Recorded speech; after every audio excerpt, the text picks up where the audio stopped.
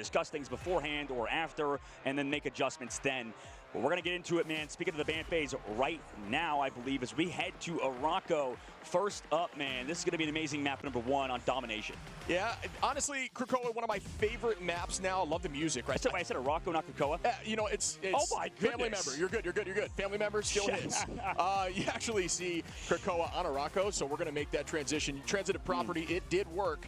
As we ban 100 Thieves, going to ban out that torch. They missed the ban. Oh. OUG missed the ban. Maybe look at the, you can see the face. So there's this thing, what happens when you miss a ban in practice, you just type the hero you want banned afterwards. You're like, sorry guys, I missed it. This is who I meant to ban.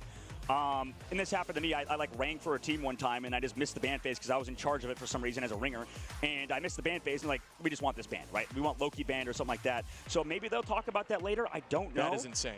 It's never happened in an official. It's happened in an official, but nothing's been done about it. So I really want to know, especially on this land stage, what's going to happen? Like, was there a reason behind it? We'll have to learn later, man. No way. That's I mean, crazy. It's not an aura play because they immediately started banning after. I had a weird feeling maybe they just wouldn't ban at all and just thought they were that confident, but looks like it was just a miss. And then 100 Thieves, like we talked about, definitely get rid of the torch. They're banning the torch right back. I don't know if they've done their homework. I'm not sure that 100 Thieves has that torch on the docket. I mean, they can play the torch. The problem is there's not many teams that really are the most insane torch team in the game, right? And a lot, like I said, a lot of the North American teams, unfortunately, that were good at torch, besides Envy, obviously. I think Envy, we already know how good Speedery is at flyers. It's not that Terra or, on the opposite side for Sentinels have Nectar and Rymazing are bad at torch. I thought I saw the ban switch. I was like, wait, did they miss a ban too? I'm losing my mind, but no. Sometimes it feels like a wasted ban. That's all. And you know what? When we see today, we'll see how, if the torch does go through, what's going to change. But like you said, it could be something that they could invest on something else. So not only did you ban out torch, you also don't have another ban. So really, you only have 2 bans right now against the Loki and the Cloak and Dagger, which strategists are great and all, but you're leaving the Mantis open now for 100 Thieves. Everybody's talking about how good Mantis is in triple, and you can't play it yourself on OUG side. Maybe going to have to focus on some sort of Ultron compositions, or I don't know, because we've heard so many good things about Mantis, specifically on Domination as well, when you can be so constant and just so much pressure that can be provided by your team with Adam Warlock and his res on top of Mantis and the damage boosts. Yeah, absolutely. And now we go. One thing I want to see, for my eyes looking immediately, is Harvey, obviously a very strong strategist, but now you bring Millennia in. I'm not sure if they're going to be switching up. Okay, Harvey is going to still be on the invis, very confident on the invis, and that's that's a small. Millennia is on the Jeff. Off the rip. That might be a speed boost out, and we'll see a change. Yes, we do. Now on to Luna, more traditional composition here. Very heals heavy on the side of 100 Thieves as Taro Cookie presses out here. Molan going to be on. Oh, this is crazy here. On the Wolf? Yeah, the Wolverine. If you have a strong duelist on a Wolverine, which we know Tara, a very strong duelist as well, that is a scary, scary sight. Tara is going to be able to pull out the Wolf if they want, but right now, looks like he's going to be playing the Phoenix as Terra's going to start off here, deal some damage on the front line. Holy! Almost an immediate KO, but no, does not happen as they reset back as a team. Ganbei up in the high side, trying to drop in, bang, and does get a few. Bob just trying to get some cooldowns out. Literally 20 HP with an escape there in the danger zone. Now he's going to be playing a little bit more defensively. No cooldowns out, and that gives him some space. And I lied. An immediate retake. 15% or 50-second cooldown out again on the shield. Terra going to get the damage up. Ganbei going to find Harvey, though, early. And that's a number up for OUG. Will they be able to keep the pressure on the point at about 70-90? And that's theirs as OUG is holding on again. Terra, though, with a pick on asphalt. Delena onto Ganbei. And now the numbers back in their favor. It's all about stalling now for OUG. Can they hold on and get enough percentage to make it a one-fight game? Yeah, but the green's out as well, and oh no, Zhao Zhuang going to fall as well, so constant pressure right now from 100 Thieves. Also using the dance floor to continue this pressure here, Shiv, as they're going to clean things up. A lot of picks by, like you said, that duelist line in Terra and Delena. You thought that they would be in a worse situation because of what happened earlier on to Harvey, but they did commit the fate of the worlds there. Committing the dance floor is big because we know how strong strategist ultimates are in this next fight. Yeah, absolutely. That is going to put them at a slight disadvantage, but them winning that 5v6 is a good sign. It's confidence. They found a pick immediately after as we start another fight here. Headlock going to put some damage out. Keep up and heavy as we go with the meteor ram up. Does it land? It does! Down goes Millennia early. Delena is going to trade right back with Sval, though numbers evened out, but we do have a strategist down on the side of 100 Thieves, and that's an advantage. Walking from TTK, no eyes where, but does find one as Molan goes down, and that's a huge pick again. Down goes the duelist up in the sky. We go with the meteor ram. The meatball doesn't land. Looking for one. Does not. Vinny going to hold on here on the Magneto, and it's still 40% hold. holding on, and no slight alt advantage here for OUG, but nothing major. Yeah, I mean, unfortunately, that Meteor M from Vinny was crazy, and the fact that we have Vinny, by the way, on Magneto instead of TK, I mean, that's an awesome role swap that we're seeing come through that we haven't seen out of 100 Thieves just in anywhere, really, back in the Ignite series. So that's cool. A little wrinkle for 100 Thieves to change things up last second as OUG comes into this next fight, only having Milan in that dance of the butterflies, as you like to call it. So we'll see what happens. No greens as well, as they don't have the Loki on the opposite side. No strategist ultimate to counter it, though, and that is a big factor, as they will be hyper aggro. It's all about stacking in that ultimate now. There is no crystals either on the side of Loki to keep the team healthy from it. Ganbei going to take the height here. The Loki is banned on the side of 100 Thieves. They play that very well. And there's the initiation. Great shield. Out goes the dance. Doesn't find value. It does not. Milan got to reset. Find his way out. Terra with a ton of damage. Ready with an ultimate 2. Walking in. Just going to drop and doesn't find value. He down goes 3 as TTK takes out Terra as well.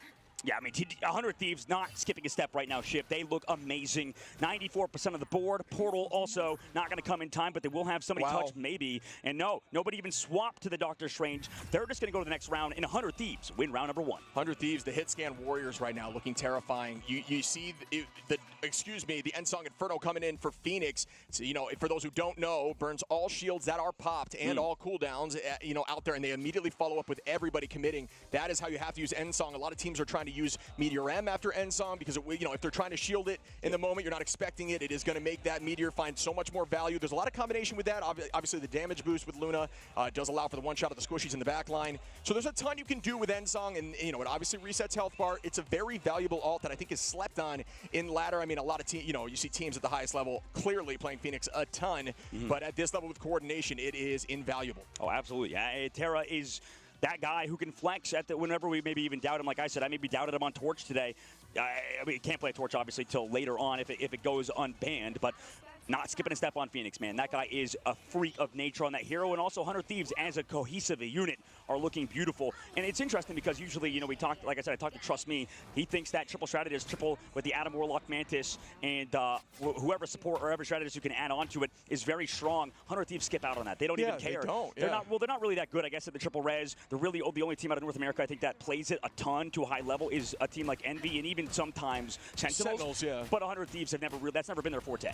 Which is wild, and I think that goes back to doing your homework. OUG here banning the Torch and the Mantis, right? So it's I understand the composition. It seems like they're just banning the meta right now, and that's not the way to go about it at this level of play, especially when you're at this stage of the tournament. Taro Cookie trying to find an off-angle fight here, dealing some damage onto the front line, but does get immediately healed up. Remember, damage is not the stat to be looking at too much. While you have strategists as strong as these are, do not make mistakes. They just get ults quickly.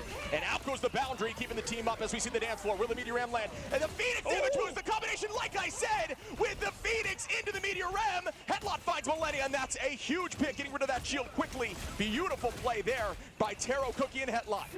Yeah, that was a beautiful combination, but they're still trying to win it here. Ganbei trying to stall things out as well, or Vinny rather, coming back with the Meteor M, but can't find the elimination because of all those shields you talked about earlier. Yeah, it was a good attempt there. Terra is going to be using that melee. Remember, the melee does attack a multitude of anyone in front and applies that passive for Phoenix. Can be very strong. Milan going to find Harvey. Headlock going to find Terra. Make that 2 as Vinny goes down as well, and OUG will get this point first. And this is the tough part, I think, in terms of just overall stall potential from 100 Thieves on these type of maps. If you have, pop both strategist ultimates, and then after all of that, you don't have anything to combat the side of Ganbei on Captain America with the capo, with the Freedom Charge, it's tough because you can't really just extend that fight out. You're going to be losing it no matter what. Vinny's trying to come back through with the Meteor M, but does not have Terra to follow up with a combo, so something just kind of happened there for 100 Thieves. Now this next fight, they're going to be at a slight disadvantage in terms of tick rate, but we'll see what OUG does against the Ultimates because 100 Thieves obviously have that edge. We've had this conversation over the past few weeks, but might as well mention it again. When you have point early in domination, it is an insane advantage. The game now becomes, how long can I stall on point to get enough percentage to make it a one-fight game? Milan going to find Vinny early, and that is a scary pick in the neutral. Another huge advantage here for OUG, who are looking like Hulk instead of Bruce Banner right now from map 1 as Taro Cookie finds Terra. Delana going to get a trade, but it doesn't matter as another falls as Harvey goes down from Taro Cookie, and OUG are stepping their game up at 50%. Yeah, they're doing really well right now on the comeback as well. well as with the point control. Oh no, a late ult from TTK as well. I mean, they could try to win this here with both Shredder's ultimates and a portal coming through from Vinny, but it's going to be a tough fight because OUG just needs to kind of weather the storm. We'll see if they can. They've already lost Headlock. 60%, 70 is where it becomes a dangerous game. Terra finds one, numbers in their favor, but just barely as they come through the portal. Out goes the invisible boundary. And that's a copy there from Zhao as we see a couple ults ready. Ult advantage here for OUG. Could they take this fight back? Not with Terra. Find Zhao that early though, and that's a good start here for 100 Thieves, who needs to get this point captured. 75% now, getting even more dangerous. Eventually, the portal will not have a chance, but excuse me, the portal has been used already by Vinny. 3-minute cooldown will not come back unless this stall is wild. Delena gonna find Svald. TTK on the Molan, and that should be enough to give them the point, but at this point, it is definitely a one-fight game for OUG. Yeah, and that's the hard part of domination that we've always talked about, Shib. I mean, everybody will mention how the first team to cap the point can just stall forever because of how strong strategists are in this game, and especially for OUG because of how many, peel options they have with Hetlaw on the Magneto, with Gonbei on the Captain America with the shields on top of the ultimate. So because of all of that peel job, it makes it a lot easier to kind of hold on to that point and get all the way up to 79%. So that took 100 Thieves so much time. We'll see if they can hold on to the objective at this point as they don't have that full cooldown.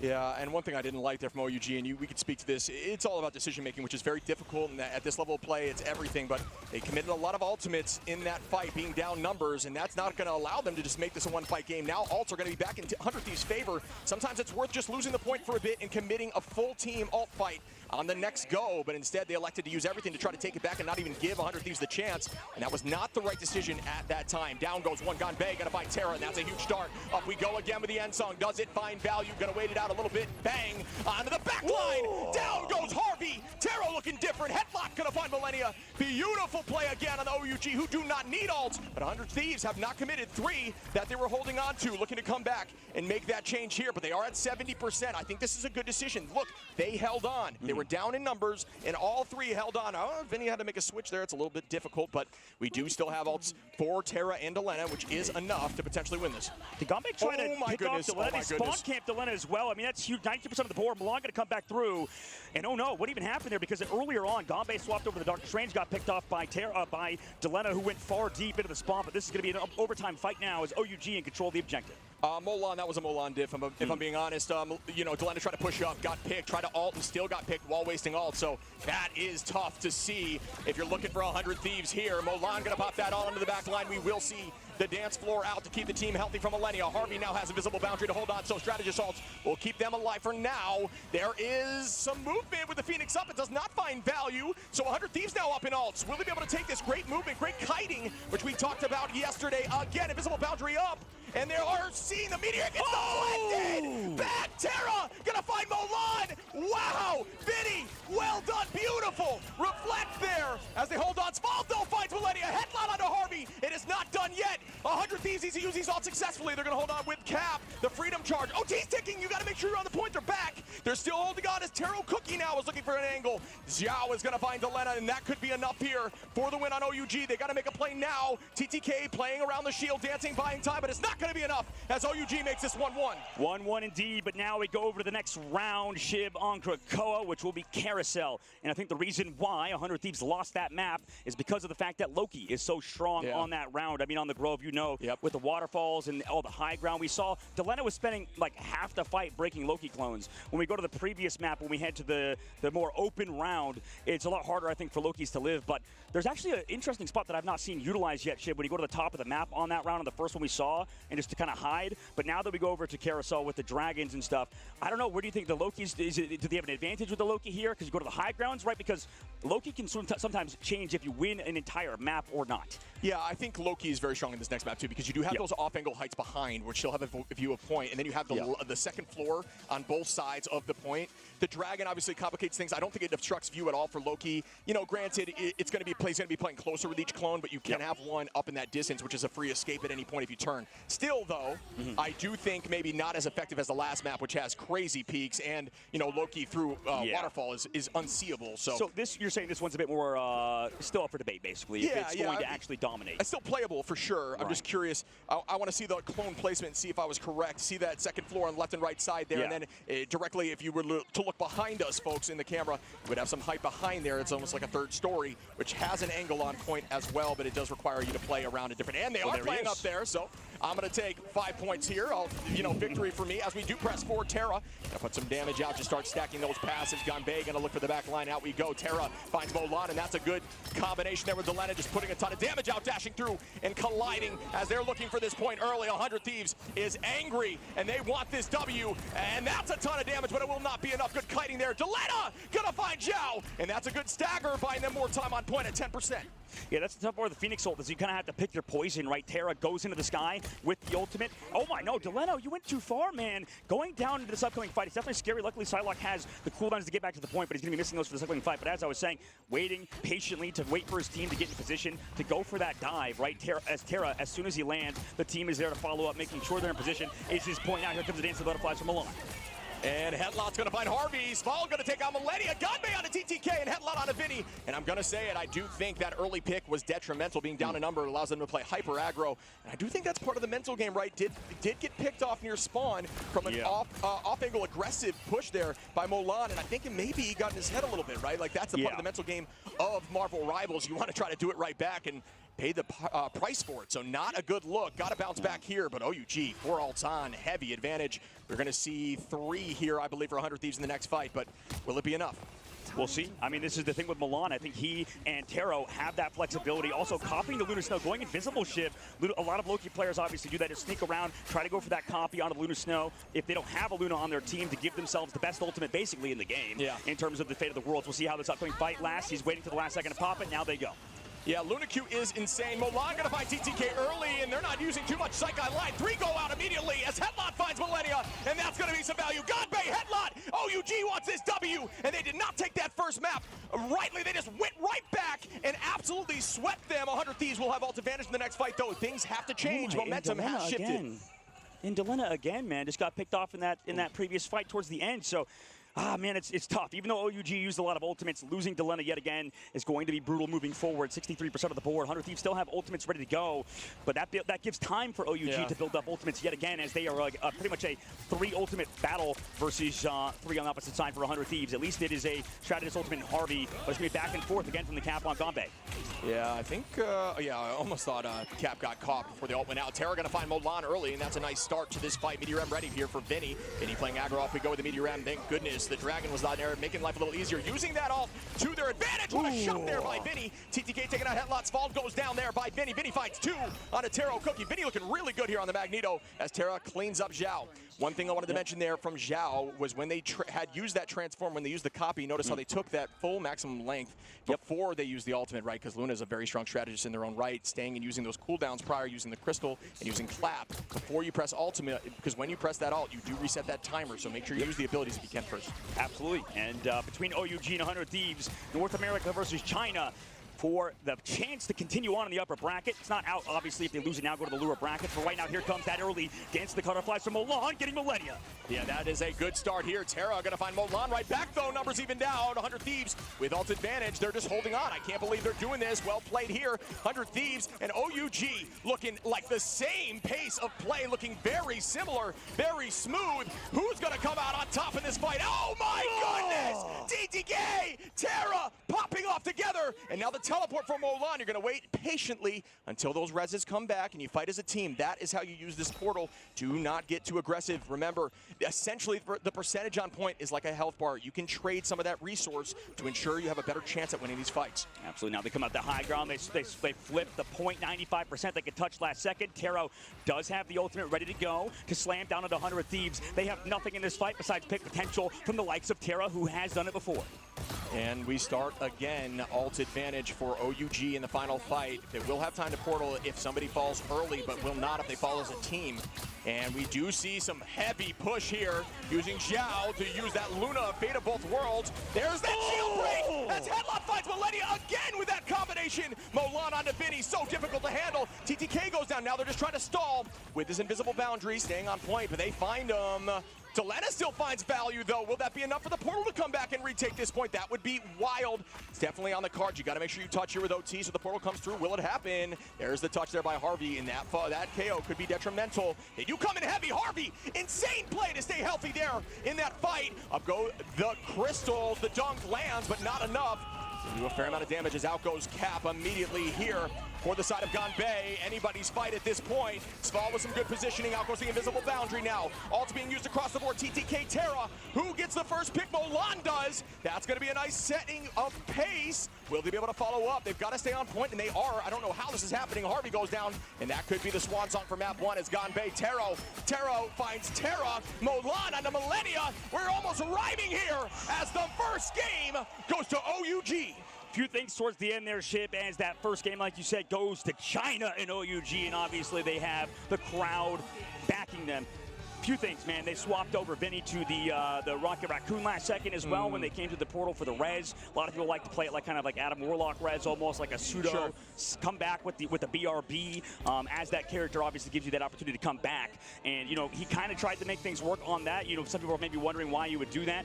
It definitely works for stall. I think it's a smart idea to do something along those lines. But for the likes of OUG, another reason why they won is because of what we talked about. That Loki just looked absolutely dominant on the high ground constantly. It just even if you're not finding direct value on Loki in those situations, it's the pressure provided to the team, right? Because you saw that Delena having to commit both the dashes at the high ground to try to take him out. I mean, yes, he cleared the clones, but then falling back down to the team was him. And then also after that situation, unfortunately, Psylocke, her cooldowns are just so long. You're kind of out of the fight. Delena did kind of bring things back after he went for the Emma team up to take down like Taro, like we saw in the Phoenix. But unfortunately, a lot of those cooldowns were out for the side of Delena because of the pressure from Loki, and I think that was the reason why they won that map, man. There was just so much constant healing from him, and then also just the overall utilization of him was perfect, and I think their back line from OUG cannot be underestimated for sure. Yeah, I agree with you. I think Zhao played flawlessly on the Loki, and that's going to be changed, I think, in the next map. But one thing we have to bring up is the fact that they missed a ban, and they banned characters that 100 Thieves. They missed a ban. I forgot. They banned heroes that 100 Thieves don't typically play. I mean, maybe they've been playing something different in scrims. There's plenty of time to learn a new hero pool, and these players have a hero ocean. It's almost impossible to ban them out, but that is tough. That is a tough look. It was close. It was very close, and I think the only way, I guess, that you would potentially beat a composition like that is maybe with the triple res. Sure. Maybe you run out the Adam Warlock because they didn't ban Mantis against you, but OUG, maybe they've done their homework. Maybe they know that even with the Torch out of the lobby, even if they did play Torch, maybe the Torch is still better than how 100 Thieves play that triple res. Because, I mean, like you said earlier, like we were talking about, 100 Thieves not really that good of a triple res team. It's just not what they play. It's just not their comfort. It's not, because they have somebody like Terra that we've talked to when we chilled in the hot tub last night with him. We were talking about how Terra is one of those guys that plays Bucky, plays Phoenix, a lot of those characters that does so much damage downrange, like Punisher, like we've seen him do insane work on that hero. Obviously, we've seen him do well on Wolverine and on the likes of Iron Fist, but this guy, I think his heroes right now in the patch are still pretty solid, but man, that was just an incredible map, number 1. Don't know if they can maybe pull out something like the triple res composition later on. Yeah, I think you're right. It's not a comfort pick for them. It's definitely something they could play, but it's, you know, not pulling it out in that moment is wild to me. Yeah. I'm not sure, man. I don't know what the correct decision is for them. You definitely got to see a change of composition. Well, you talked about it. I mean, you got to feel bad. Literally, they missed a ban and also banned a Torch, which you don't even really play that well. And then you still lost. Excuse me, I forgot about that. Yeah, it's ridiculous that the fact that OUG, I think, has that flexibility.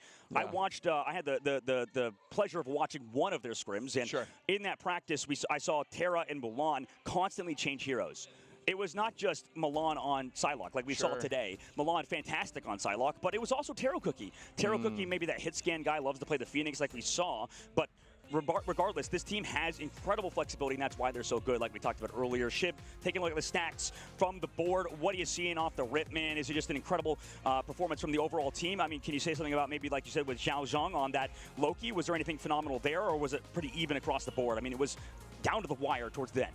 Yeah, I mean, the healing is insane there from Zhao, no doubt. And my eyes look over to Lena and Terra. Those final hits are insane. Hetla with 14, Mulan with 12.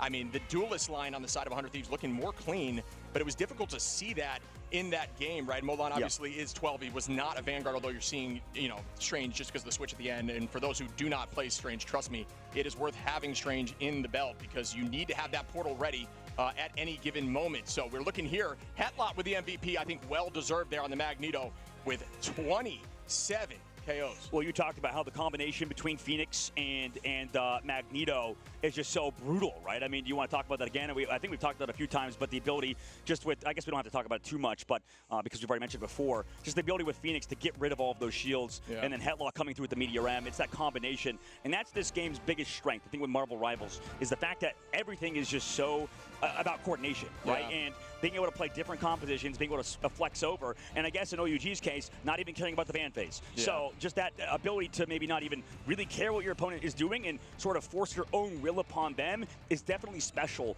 and that is an incredible performance from OUG. I think I'm impressed with how they did. Yeah, I do think they utilized that combination of Hetlot with Taro Cookie using that Phoenix ult to follow up with the Meteor M, like you talked about so well. I mean, that was great stuff there. I loved seeing that, but that was wild. I mean, it was just so consistent. Ganbei played great. We saw some Cap play. Taro and Mulan, I showed them a lot of love, but I mean, final hits are very important. They just didn't look like they were getting as much. I do think there was that 1v1 there with Delena that kind of got into Delena's head, made some mistakes in that map. Maybe that changes things. If they had point earlier, I'm not quite sure, as it did give OUG some percentage on point, but Delena played lights out outside of that, at least in the final hit front. But those picks, you know, stats don't tell the whole story, right? I mean, those fights lost, although the stats are great, could have been the reason for the loss, and that's why it's so difficult to base a game, you know, as you look back and ladder off of stats, right? You have to go back and watch the story. You have to see how things shook out, because if you lose a fight, all that matters is the point, and that's why Triple Res, even though it doesn't always have the best stats, can win a round. Absolutely. And as somebody, unfortunately, when we take back a look at 100 Thieves on that map, it's tough to call out individual players, because I think, like we saw, when everybody talks about this game, it is a very team-oriented game. It's never one player that's the problem. It's always something happens, or, you know, the overall cohesion of the team is just not there, and that's the reason why maybe sometimes somebody gets picked or whatever may happen. Sometimes you're playing a little too aggressive. Maybe you thought something different would kind of happen. Maybe Delena, when he got picked off on that third round, maybe he just kind of went far forward thinking his team would back him up. So it's very easy to kind of get ahead. You know, the comms. Exactly. You know, and, you know, unfortunately, like, Delena just had a tough round for sure, tough map in general. And, you know, that doesn't come as necessarily a diss. Like, it's been, I guess, his stats were lights out, so he was clearly a good player, right? Like, it's just, that's the difficult part. It's like we're saying, like, those mistakes could have lost in the game. It's that simple. And the biggest thing, I think, when we take back a look at the game is that if we ever say, for example, if I ever, because I do this a lot. No, it's a good point out. I like this. Well, no, whenever I, you know, maybe say a player is bad or performing or underperforming or something along those lines, I don't mean it in a toxic way, because considering every single player here that is competing at Ignite, competing in the qualifiers, competing in the stages outside of this, that have competed over the course of the entire game, way better than I am. And we're 100%. You're in Eternity. I'm constantly top of 100 in that range. We're both high-ranked players. Exactly. Could never reach this level. Different level, for sure. And when we talk about Delena, I think saying he's not that good on Psylocke, that's not a slight per se necessarily, in that he's just the hero pool. It's very hard to reach its full potential, like we were talking about earlier. Delena, absolutely phenomenal. Namor, one of the best in the world. How can you get to that level on every single hero? It is not possible, except for a special few,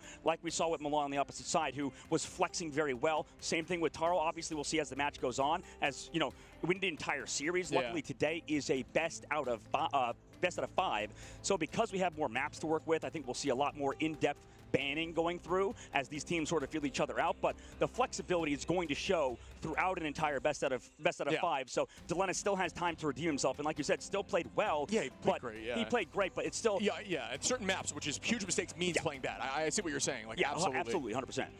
The thing I want to bring up is there's also the factor of just having a bad map, right? Like, I mean, or bad match, or a bad, like, on domination specific map, right? We talk about how those mistakes, it gets in your head. We had that, maybe that 1v1 diff, and then trying to do it right back and losing value. Those two mistakes being a bad play, but which kind of almost takes away from how good you've done the whole map, because for sure. You know how it is. It's tricky. It's a tricky conversation to have. But I just wanted to back you up on the. No, I will say. I mean, listen. I expect to be flamed a lot as a caster. Considering as a player, I hated every single caster. So it makes sense. It's normal. It's normal for players to obviously not like get slighted by a certain thing or something like that. I know Guru watching the stream had a similar thing with Solaris. So totally normal. And I think on that map too, not just, it wasn't the fact that it's the reason why, to maybe to kind of combine everything and sort of give it a cap. The fact that on that first map we talked about how good Loki was. Yeah. That is a big reason why Delena was having a hard time, right? He was constantly having a deal with Loki clones and stuff, and the whole team was, right? The pressure that was provided from the Loki player, from Zhao, on the opposite side was absolutely amazing. I mean, that was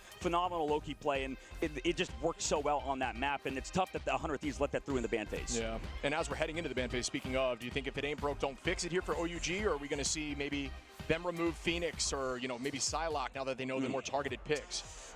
We'll see. I don't know. I mean, like maybe they target that, yeah. But because they already know. The thing is, when we talk about flexibility and having to, you know, play different heroes, if you don't have the triple res in your back pocket, man, I mean, that's such a huge hole right now. Yeah. We've seen every single team so far, if they have the Mantis available, if they have the Adam Warlock available, if they have Ultron available, play triple strategist. And the fact that you're not playing it feels a little bit like a mistake to me. The fact that even if you can't show it for a map, shows that you don't have a lot of confidence, I think, in that sort of composition. And I think you have to play it because it's such an important composition played in this current patch. Yeah, I couldn't agree more, but we do see a change here, and they're going to ban out the Loki again, ban out that Magneto, and lock in the Mag because they want to have that combination. It looks like we're going to see the Torch ban, Luna Snow lock on the side of 100 Thieves. So that means Vinny's not going to be on that Magneto, or rather on...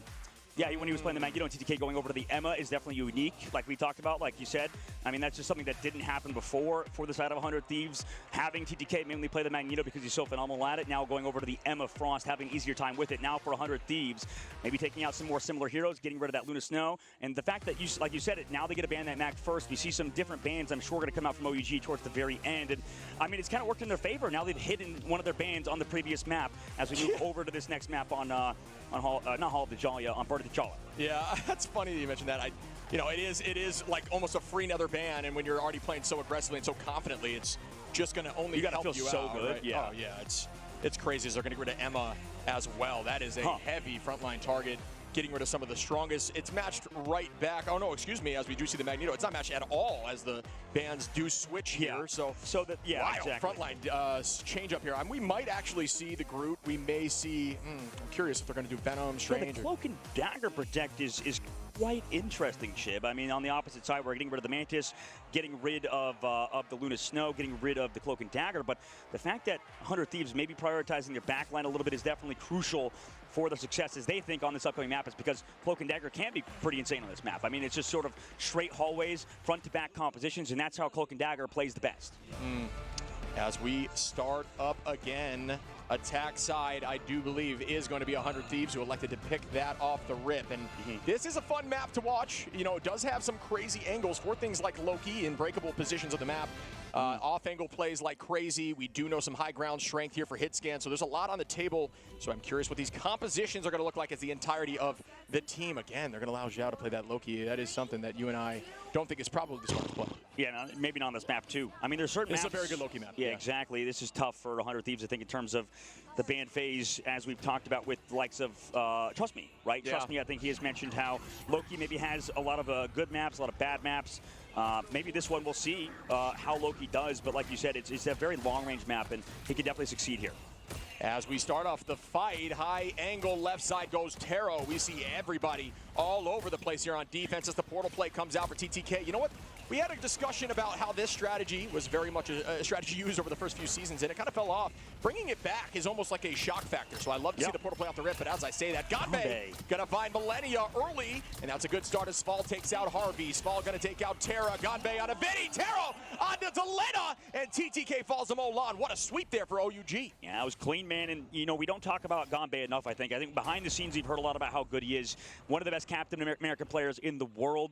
At this point, Ganbei, we might as well call him Captain China. I mean, just absolutely phenomenal play, just little dives, doing it himself sometimes, animation canceling like that you talk about that I'm not even that familiar with because I don't even play that much Captain America, but Ganbei, I mean, plays that character to the peak. Yeah, for those who maybe don't know, there is a sprint setting where you're on auto sprint every time you move forward, and if you actually melee, use that sprint by walking forward and melee, again, you can actually walk in between each melee attack. It'll reduce the amount of time that you have to use for each attack. So you try to build up that shield throw, you get shield throw, and it enables a whole nother set of plays, but not enough time to walk through all of that. I'm sure there's plenty of guides out there. You want to be a Cap player, and trust me, Cap is very good as Terra finds Molan, and their numbers are up here on attack, and that's a good start. You want to see number up, and now you play aggro, but Zhao going to have that all in. The copy sounded like it does go out. Keeping some damage out now. Delena gonna hold the high side, does have the dance of that butterfly. Taro gonna drop Terra once again as out we go with the Eye of Agamotto. Does that find value? Eyes are right back, and yes, Vinny is gonna find Sval. Millennia on the headlock as TTK gets some value there with the eye, which is not as frequently seen in this level of play. No, and they're also stalling as well with Ganbei back on the point, waiting for the teleport to come through from headlock, so they still want to win this. Xiaolong on the backside, trying to live from Delena in the 1v1, Delena's able to take him out, but the portal will surely be available, I believe, from headlock as he comes back through and gets that Loki back in the fight, so Shiv, this one's going to be a long one. And we begin again. The portal is there. Out goes the invisible boundary. The dance floor is matched. And they see the Phoenix land in. Doesn't seem like it gets too much as Vinny cleans up Sval, though. May have been a nice combination as we see Delena. Terra. Zhao falls. Terra again on the headlock. Well played again with this Phoenix. That melee on Phoenix we discussed last time. Incredibly impactful. And you can actually animation cancel that as well with the flight. So you'll see that rotation. It looks like they're almost doing a flip in the sky, kind of like a kick there from Cloak and Dagger. When you see that, just know that they're meleeing for days, and typically that will happen on a strategist ultimate because you can apply that passive very quickly. Yeah, and this is the difficulty with losing Xiaolong in that last fight early on to Delena. I mean, he was a guy keeping your point alive after Ganbei's ultimate was gone. Just fall back on the point, kind of keeping everybody sustained. So 100 Thieves, fantastic work to get the job done on that first point. We'll see how they can continue in the street space. Milan on Wolverine with an ultimate. Oh my goodness. Sval going to clean up Terra there, and that's what you want to see on the start from Milan, looking for a tackle up and high. Ganbei takes out Millennia, but at this point, you just don't want to commit too much here on the side of 100 Thieves or OUG. The fight is in your favor here for OUG, so just own that space and reset as a team. Terra on 100 Thieves close to ultimate. Harvey as well. Delena and Vinny with TTK. That is going to be a scary next fight, but matched almost right back by Zhao, Hetlot, and Taro. Soon to be Spald. Whoever gets that strat out quickly, or whoever can find a strat in this fight will have the advantage. It's all about, as we see, the Eternal Bond early on. Do they find value through it? Sometimes you can find the Meteor M. Does not land just yet with the Phoenix. Does it get value? No. And Song Inferno does not. Delena going to use that dance of the Cutterfly, but they are stacking. It doesn't matter. Taro goes down. Vinny going to clean up Hetlot. And Delena, just a ton of damage cleaned up there with the team. Although you can stack, and it does help diversify that damage a bit. If your team is coordinated, that burst of damage in and of itself is enough to find value. And at this level of play, that is how you play Psylocke. Absolutely. But this series, this match right now between 100 Thieves and OUG is a little bit messy, I think, on both sides. The fact that so many ultimates were committed and not able to find an elimination through cycling ultimates to combine them is definitely a tough look. But we'll see how it continues in this upcoming fight as 100 Thieves have an advantage and continue on to the streets phase towards the end of the map. You know what? I'm loving this video on cap play. It's looking very clean. Millennia going to use that Fate of Both Worlds. And once again, folks, Millennia, a flex player, willing to play strategist for this team if need be, and it is working on this map so far. But Taro finds one off Terra from the tackle of Olan with the last stand. Again, we see, oh my God, I thought it was going to be a pick, but it does not. They will try to clean up the strategy, start doing a little dance there. And at this point, they will stagger. Forced off point there from the invisible boundary. Oh my goodness, leading right back with an Eternal Bond. Does it hold on? Down goes Milan now as Delena finds this fight. And I did not expect to turn this around so quickly. Here's the decay coming to the back that's a huge setup. Pushed away, though, by the Invisible Woman. Oh, my goodness. And is anti on HP there. That was a dangerous position to be in. Ganbei takes out TTK. Millennia falls too. 100 Thieves crumbling right now. I do think it was too quick of a re-engage. They didn't need to force it that fast. They used a ton of ultimates, and it bit them in the butt.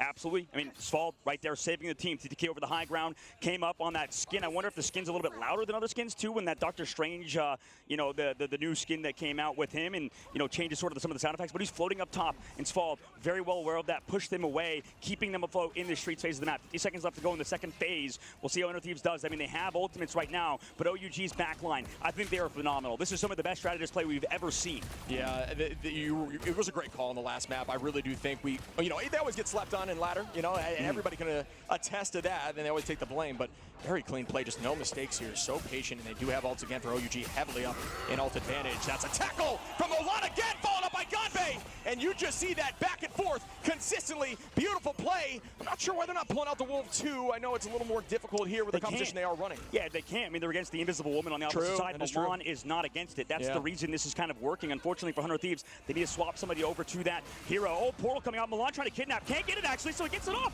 and they're going to come back through the point in overtime. Yeah, I don't think they're a strategist line, and that could be the fault of just having a flex player in that role, right? It could make things more difficult, and that's that conversation we were having initially. Vinny going to find Molan early, and that's a good start here for 100 Thieves, who are really looking to get this second point. It's a very difficult point to push through. The combination again from Headlock onto Millennia. Just an absolute savage. Always finding that combo. Out we go with the eye. It does land on a few, but can they follow up? I don't see much now, as Vinny is going to pop that cap, and we will see them press forward. Fall's going to find TTK, though. Numbers up in the advantage of OUG now with a spawn advantage. It's all about getting back here. Unfortunately, having that cap out, or that strange out, needs to portal back. Already had used it, I believe, so they will have to force the walk. Delena, though, on Asphalt. Is that going to be enough to give them this point? Delena with a second, and that is huge. Delena showing up in this moment. That should give them the opportunity, but remember, the res is much closer here for the side of OUG as the fight proceeds. Crystals get popped. Delena with 4 now, just shoving this in on their own, saying, I am going to do this by myself. Make that 5, and as they do get point 2. It's exactly what Delena needed to do, Shib. I mean, that was phenomenal play from him. Delena turning into him on this map. And with 1 minute and 17 seconds left to go right now, 100 Thieves, they have to continue this pressure, this phenomenal push from them. An OUG on their side, right? I mean, you would think because they have the Invisible Woman and stuff, they would have the peel, but in this case, Fall going down early to Delena, finding those openings earlier on, and that's exactly what you want to see as we are entering an incredibly intense last fight of the game here. 1 minute left to go in the third phase. Milan, though, with the ultimate ready to go. I mean, he's been huge every single time. Opposite side, Terra comes down with an ultimate in a moment just to live. And we start up again. Milan ready with this last stand. Delena going to find a pick again. Delena is unstoppable right now, finding value, but you know that last stand can shift the tides of everything in this map. With that shadow is threatening. Up we go with the Wolverine. Milan still playing patiently. Does not have passive, though, and that requires him to play a totally different game. Remember, when you have Wolverine's passive, it does give you that iframe for a moment with some additional HP, giving you the chance to pop off and play aggro. But right now, we're gonna have to wait for the perfect moment. Out we go with the Eternal Bond, and we are gonna see Qs pop for days here for OUG, who are up with every single ultimate. Headlock gonna find Millennia. Out we go with that last stand. Does it get a, does not get a pick yet. We are gonna see Qs pop as Taro. Cookies up in the sky. Spald now, gonna use the invisible boundary. Vinny, gonna try to keep the team healthy. TTK with the eye, will it land? It does not. It does get a few, but Crystals get out. Incredible patience on that cooldown there from Zhao. When we cannot say it enough, who's playing lights out here on this Loki. It's anyone's fight as everyone is pressing Q, but playing incredibly patiently. And it is still up in the air as both teams have 6. Yeah, this is going to be incredibly down to the wire. Here comes the headlock with the Meteor in the sky. Needs some healing last second. Just tosses it out there. Dances the butterflies from Delena. Out again. Milena's ultimate runs out, but Milan's gone. Yeah, TTK onto Milan. Spall going to take Delena, though, once again, 5v5. What a trade fest here, as they just want to get to point 3 and ensure that it's an OT game, if anything. And they are playing very smart. At this point, I believe Strange, excuse me, should have that teleport back if TTK falls early. Headlock finding Terra, though, and that's not who you want to fall early in this fight. At this point, it's looking like it will go OUG up in numbers, and that should be another pick, yes, as Molan fights TTK. Ganbei on a Millennia, Zhao, and Headlock shut him down before point 3. And it was absolutely over as soon as Delena gets picked towards the very end. I mean, he was going aggressive with the dance of the butterflies, and unfortunately, when you use both cooldowns, right, both dashes to get into the back line, you can't escape after the dance of butterflies, because obviously when you're in the ultimate, you're invulnerable, right? You just kind of dance around, but you always end up in the center, like you talked about on Psylocke, and whenever you're outside of your ultimate, you are most vulnerable because there's that split second you can't move, you can't do interactions, and OUG played it perfectly. They came back. They appealed for him. Also, Ganbei on this front line, you talked about him earlier on Captain America. We mentioned how good he has been. This man is just not going down. He's constantly stalling the cart, constantly hiding. You saw in that third phase when the smokes was up on the map, or the smokes were up on the map, and you couldn't see through those walls because of how the map works in terms of the environmentals. He was just constantly hiding in the mist, and he was never found until, Vinny would try to poke him out on the backside, but he's just stalling the whole time, and I think that's an unsung sort of play from OUG that could sort of help them in the long run of this map, as they did get quite far, but no full cap, I think, is definitely huge for OUG. Yeah, it's absolutely doable now. That's what you want, right? When you're going through these maps, you just want a chance, and they can shut this down right now, get 2 on the board, and put them in the danger zone, make it a 1-map game, and try to 3-0 them, which would be a huge sign of an incredible team if you do it against 100 Thieves, right? A very well-known and very well-liked team by the fan base. So well played again by the side of OUG on the defense, but 100 Thieves really stepping up on point 2, which is a very defensible part of the map. Now, on the defensive hold. We'll see how 100 Thieves does. I mean, having Delena now over to Phoenix is definitely unique. I think that's a change-up they want for Terra to be on the Wolverine, so the flexibility now showing its face as OUG with the portal, and also the Punisher giving him a damage boost from Milan is interesting, too. Yeah, I think that is a good change, and it goes to show you Delena can really flex any hits. Get Delena onto one immediately, though, the portal play. That's kind of a crazy aggro portal play. At that point, I guess you just reset and change. Well, Terra was crazy. He jumped through the portal on the knowing the portal was going to come, knowing the kidnap was coming. He was ready to dash on through, bring him back through his own portal, and take out Dr. Strange. That was so clean. That is crazy. I love to see it. Terra, you know, you got to have the conversation. He probably likely the best Wolverine, if not one of the two. You know, Wolverine's in the game. It's almost flawless when it comes to that hero. Typically see a hard target ban on Wolverine, but the recent patch making it a little more playable or defensible. Yeah, absolutely, and there's a really good Wolverine player that's not even at this LAN is like a Demon over on Z10 in the EMEA region, not here. Unfortunately, 100 Thieves though now doing solid so far on this whole 1 minute off the clock, but OUG, you know, we've seen them rebound before. And we start again in the second fight. Remember, it's never over, and you know, you don't lose confidence. That's the key. You got to stay confident in these fights, and we know how good OUG can be. 100 Thieves, though, definitely trying to step up here in these moments. Good ult here for the side of Harvey. Delena coming in with the Phoenix. Does it get value? It does. Great follow-up there by TTK. Vinny onto Sval, but did they commit too much? No, they did not. Only utilizing 2 great patience as TTK finds Zhao now, and will still hold on to ult advantage. 100 Thieves looked incredible in that fight. A lot of the time you see ults match back. Ooh, they did commit a few more towards the end there, and that's not great, but still should be likely up a little bit in this next fight for at least for a few moments. Well, unfortunately, as much as we'd like to praise OUG's backline, this fight was not it for them, right? Losing both strategists, also the ultimates in that fight, that really sets them back so far unless some sort of pick happens and comes through. I mean, Caro so far on the Punisher, I don't know if it's been the play throughout the whole map. I mean, we haven't seen too much Punisher throughout the tournament so far, so the fact that we're seeing it now, I think, in this map is definitely unique, but right now, 100 Thieves and how they're playing, it's just too clean, too sneaky, because Terra is never even going to be found. A lot of these fights, he's even holding onto his passive still, not making sure to take advantage of the fact that he has extra over health and then the shields. Yeah, you know, the only downside to Punisher is the hitbox size. A lot of ults being popped here as Meteor M goes up. Does it land? It does not. Headlock did not combine there as we did not see the play. They do not have that Phoenix out at this moment. Terra, Harvey, Vinny, all playing in the back together. Great retake and great call on the drop back. Ooh, wow, the tackle did not come out. It might have been a clone there, but it did look, or at least at the last second with the swap. Yeah, and here we go. Final judgment on a Terra. Millennia goes down from Ganbei. And that is a good start for this fight. And that final judgment is disgusting as 3 fall here. Taro, Cookie, Ganbei together back and forth twice. And that should be enough. We will see a portal back.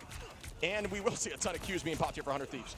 Yeah, absolutely in a moment once they do get that TTK portal up. 1 tick on the board, but fantastic ultimate from Taro. Zhao also with the copy is available, ready to come back through with the invisible boundary. 3, 2, 1. Here comes 100 Thieves. Yeah, and it was quick enough. We have this eye ready for TTK, potentially trying to push through the invisible boundary with it. Delena holding on in the sky. Remember, you are invulnerable in that moment. They didn't touch, Shields get popped. Oh, goodness. They did fall off in that moment. Milan and Zhao going to get a few more. So really, really well played. And I'm going to be honest, I believe we just saw a copy there. We did on the Punisher for another final judgment to clean up that fight. That was insanely smart because one of the biggest counters here to Phoenix in that ultimate, in that end song, is a Punisher. Because all you have to do is look up as that bird is flying towards you, 400 HP, I believe, burn it in a millisecond, and that ult is now useless. And that was an incredibly smart play. And typically in ladder, when you see your Loki's copying duelists, you are heated. But honestly, at this moment, they are stoked. Yeah, absolutely, and I think right now, OUG's backline we talked about earlier, doing so well. Sval as well in that fight, pushing away so many people, making sure they're not getting value. And how, look at that, 2 eliminations. Nakamoto's too late now. Oh, no. What was that? Zhao does a ton of damage, and this is that Loki map that we are talking about. You gotta try to get, you know, the Loki out of the field, I think, on this map, unless you are not comfortable. So tough look there again as OUG is looking lights out. 100 Thieves will have a couple ults in this next fight, but you know, right now, I think right now, Ship, they're not respecting Sval on this Invisible Woman, right? Constantly, you see Terra going in for dives and stuff, being pushed away. Same thing with Vinny. I think this backline staying alive is huge. OUG, though, Headlock, we saw him before with the Meteor M. Ganbei can stall out with his ultimate as well. 100 Thieves, how can they get this done, right? Can Harvey hit a big Terra cape? Can Delena come back down with a huge ultimate? We'll see how they do in this upcoming fight as they have both Stratus ultimates and Terra also with another ultimate, too. Yeah, I think you're right. I think you need to match the invis. We had that discussion in the last map. If you're going to run Wolf, I mean, Terra can find his way around it, but a very strong backline invis is going to be very patient and hold on to that push and pull cooldown. Remember, that is a game-changing cooldown with the Wolverine in the map. Make sure you're holding on to it for as long as possible, because it's going to force the Wolverine to play very patiently. Out we go with the final judgment. A ton of damage, but double ult there, as we do see Vinny and Millennia pop ult in that moment. That may have been an oversight, or maybe necessary to keep up from the final judgment. Not sure how I feel about it just yet. Remember, Harvey, Terra, and Zelena still holding on here to keep the team healthy. Sfald and Hetlot, and soon to be Molan for OUG, roughly even, but TTK with the Eye of Agamotto will be ready as Zelena goes in off the rip. We do see the dance of the Cutterfly from Molan, does not find much value, and is going to reset.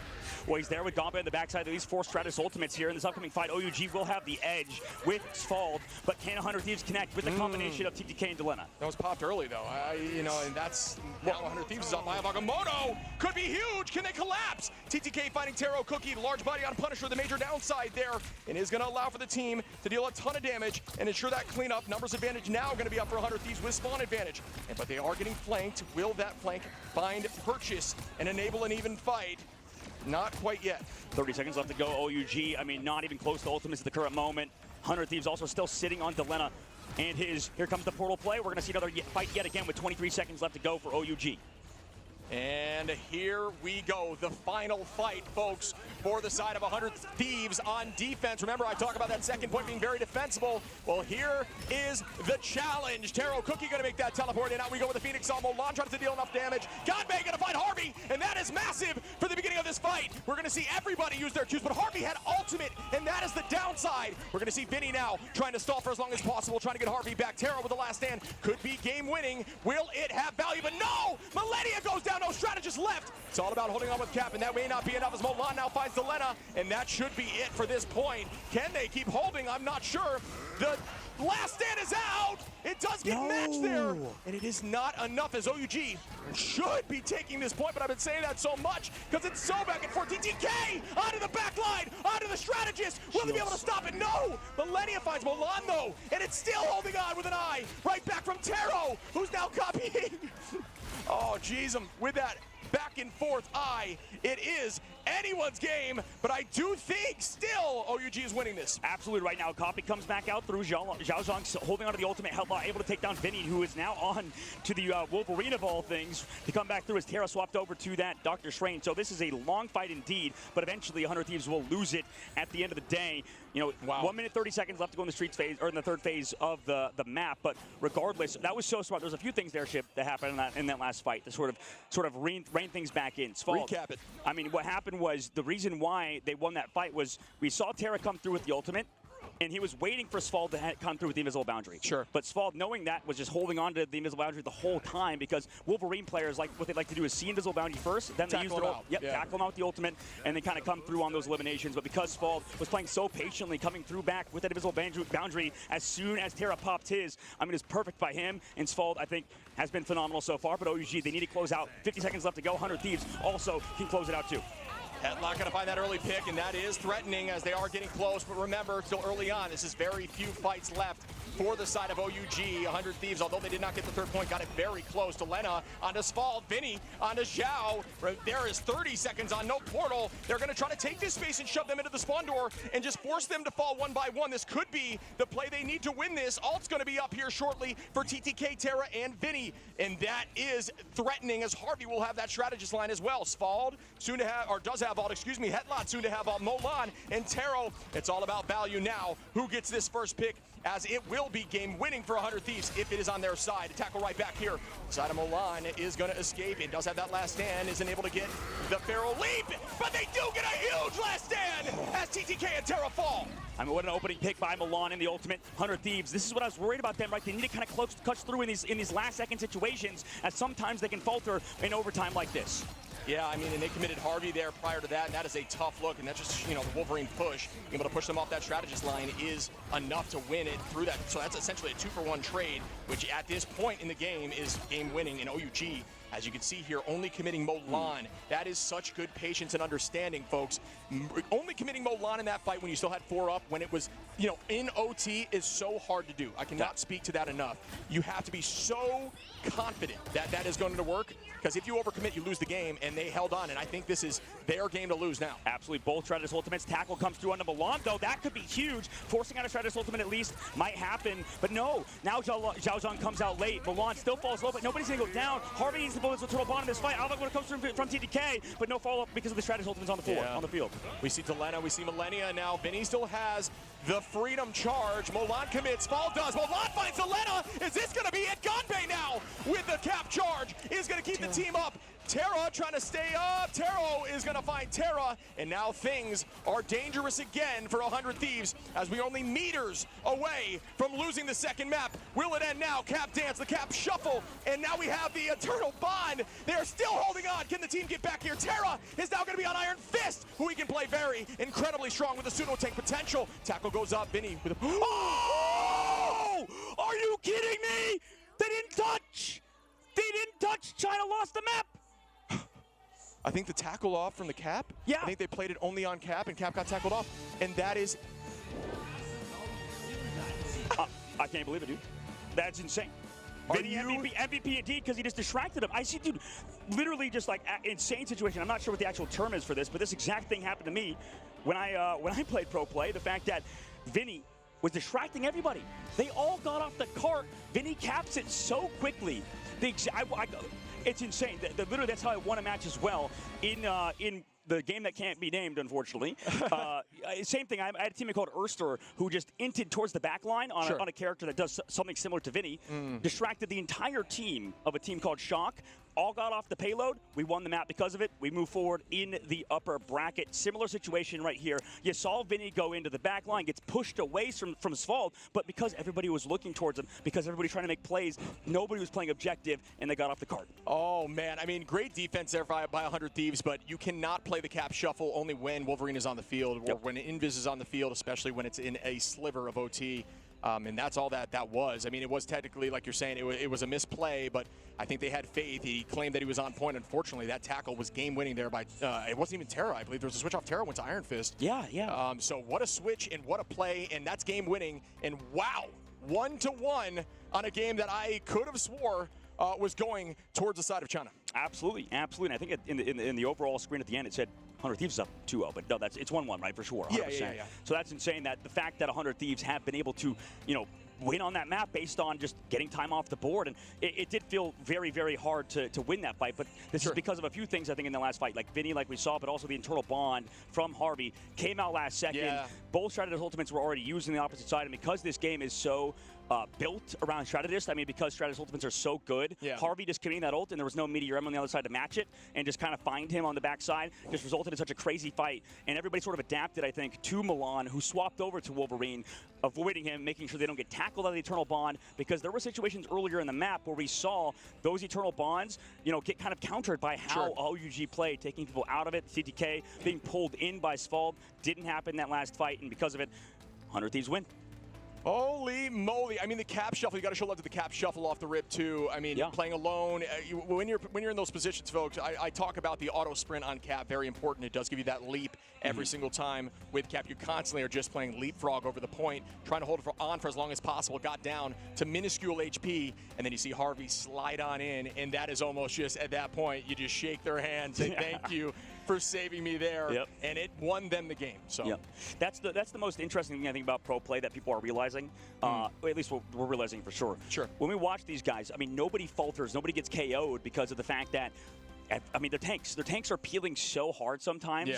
Like, it just feels like that doesn't happen in ranked, right? In the highest level of this game, because of the coordination required, people are realizing, you know, send the Captain America back to go shield and peel for whenever ultimates are happening. Same thing happens with Magneto. I mean, 100 Thieves, I think the reason they won that overall map was just excellent cooldown usage, understanding, you know, who kind of comes first in what rotations, right?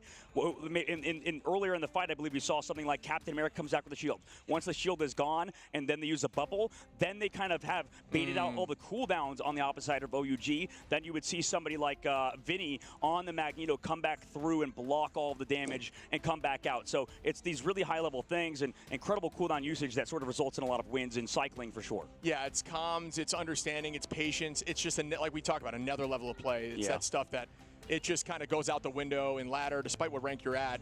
Overcommitment all the time, and these folks are not overcommitting ever, and that is how you win these games.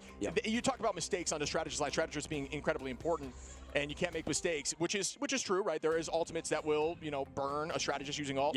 But it's also very important for things like the frontline vanguards with those bubbles, for example, or Cap using his shield effectively and then regaining it through those cooldowns, coming back and cycling again. And that minuscule level of play is so consistent with these teams, and I'm just shook. I can't believe that just happened. No, I can't either. I mean, that's the sort of stuff that we expect, I think, in maybe earlier matches and maybe not on LAN, right? That's the craziest factor of this whole experience, is the fact that we are in person in China, in Guangzhou, in this upper bracket match. At least, like, this is what I was talking to when I was watching the Citadel games, and I was watching it with the parents of Tanuki. They were stressed, man. I'm telling you, in that Citadel match versus Envy, we were stressed in the back room. Obviously, you were stressed in the back room, dancing around because of the fact that that was a map fiber.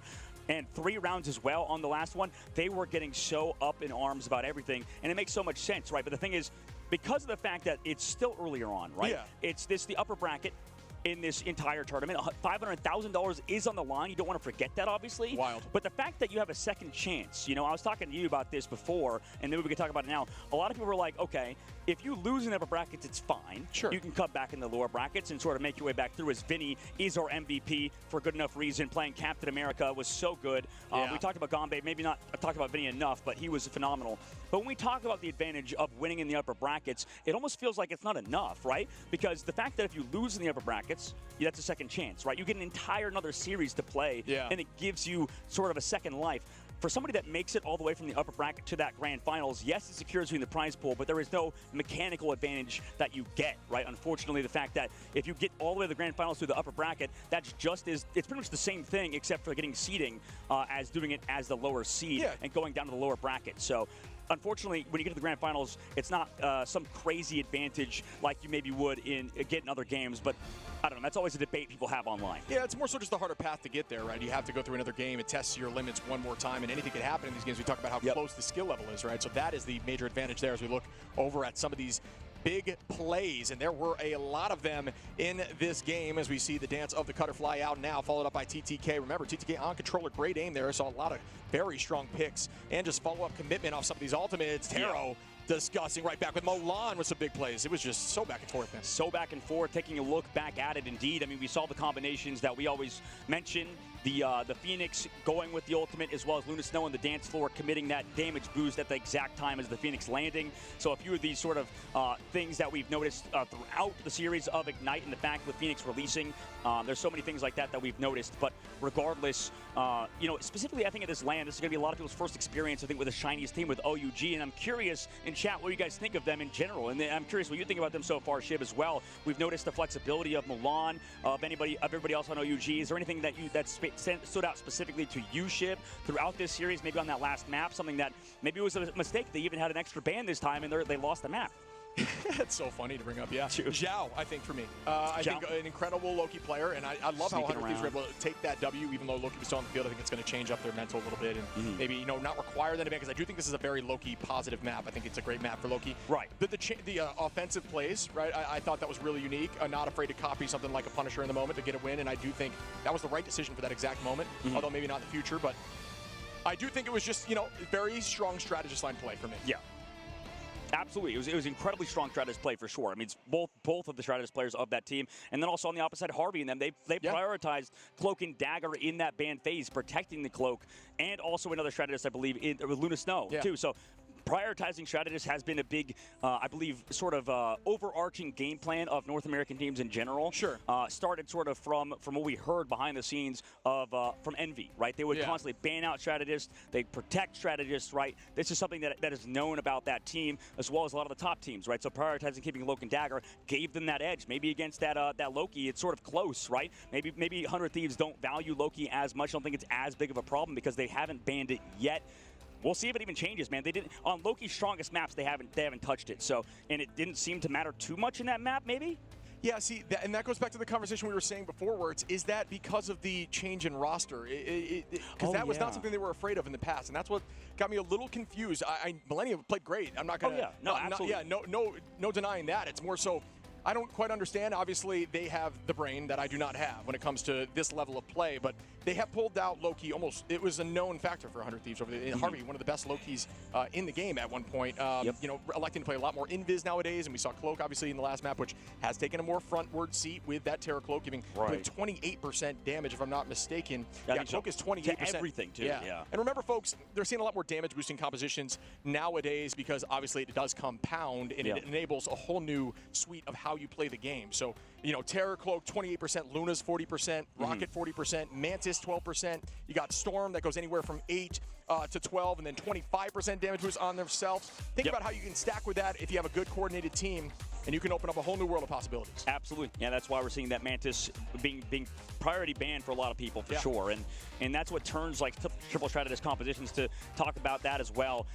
Those triple strategist compositions to a lot more lethal compositions, right? Besides that Resurrect, as we saw 100 Thieves brand new coach and Remix sitting behind them as well in that suit and tie. Another former teammate of mine. It's kind of weird. A lot of washed-up gamers become coaches. Shit, I don't think I have the brain. I didn't actually think Remix would become a coach, honestly. I did not expect that out of him. He didn't seem like a coach to me, but, you know, it seems like 100 Thieves love him. He's been great for them, Captain Puerto Rico, as they call him. So he's made those tough decisions as well, like you said, with subbing in Millennia over SJP. Sure. I mean, and maybe that's the best kind of coach, right? A coach you wouldn't expect. Honestly, I find a lot of the time teachers that don't want to teach are sometimes the best. But, you know, it worked for him. I'm sure he's stoked. But, again, that was a very close map. I'm sure he's not comfortable with how that was played out, right? So, this is what we talk about. I talked about with Moxie. Sorry to cut you off, Shit. No, you're good. A lot of the coaches and a lot of people involved in teams, because, you know, I'm sure a lot of people want to get into it potentially, getting into coaching, getting into improving players in general, right? Whether that be in a different, whether that be in collegiate scenes, whether that be kids trying to learn the game, because Marvel Rivals is an accessible game to basically everybody, and because of that, there's a lot of people trying to learn and improve. So if people want to help those people improve, I know there's a lot of people that build brands off on Twitch and stuff, coaching people. And those same people, I think a big thing is that I've heard from everybody, basically, it's a resounding statement, is that it feels so hard, the fact that you don't actually have to play the game. Because of the fact that you're not actually in the server impacting those things, it can be so nerve-wracking watching these people play the game, and you can't even do anything except watch until you can talk to them later. It's funny, I've heard that from the analysts as well. They're almost more nervous because they have no impact on how it shakes out. So that is very funny, as we do see the ban phase start up here. OUG, get rid of that Magneto. Don't want to see it. The Torch guaranteed almost every time here from the side of 100 Thieves, locking in that Luna once again for Millennia. I do think that is something, those two on the front will not change in this series. Yeah, that makes a lot of sense. I wonder if we'll see a first ban even for that Luna Snow to throw off Millennia. I wouldn't hate that. I know you and me talk about individual specific bans. I don't think that's changed all that much in the Ignite mid-season, considering how the fact that if you can find a weakness on the opposite side, OUG, I don't know how much they know about Millennia, right? Maybe that surprise factor has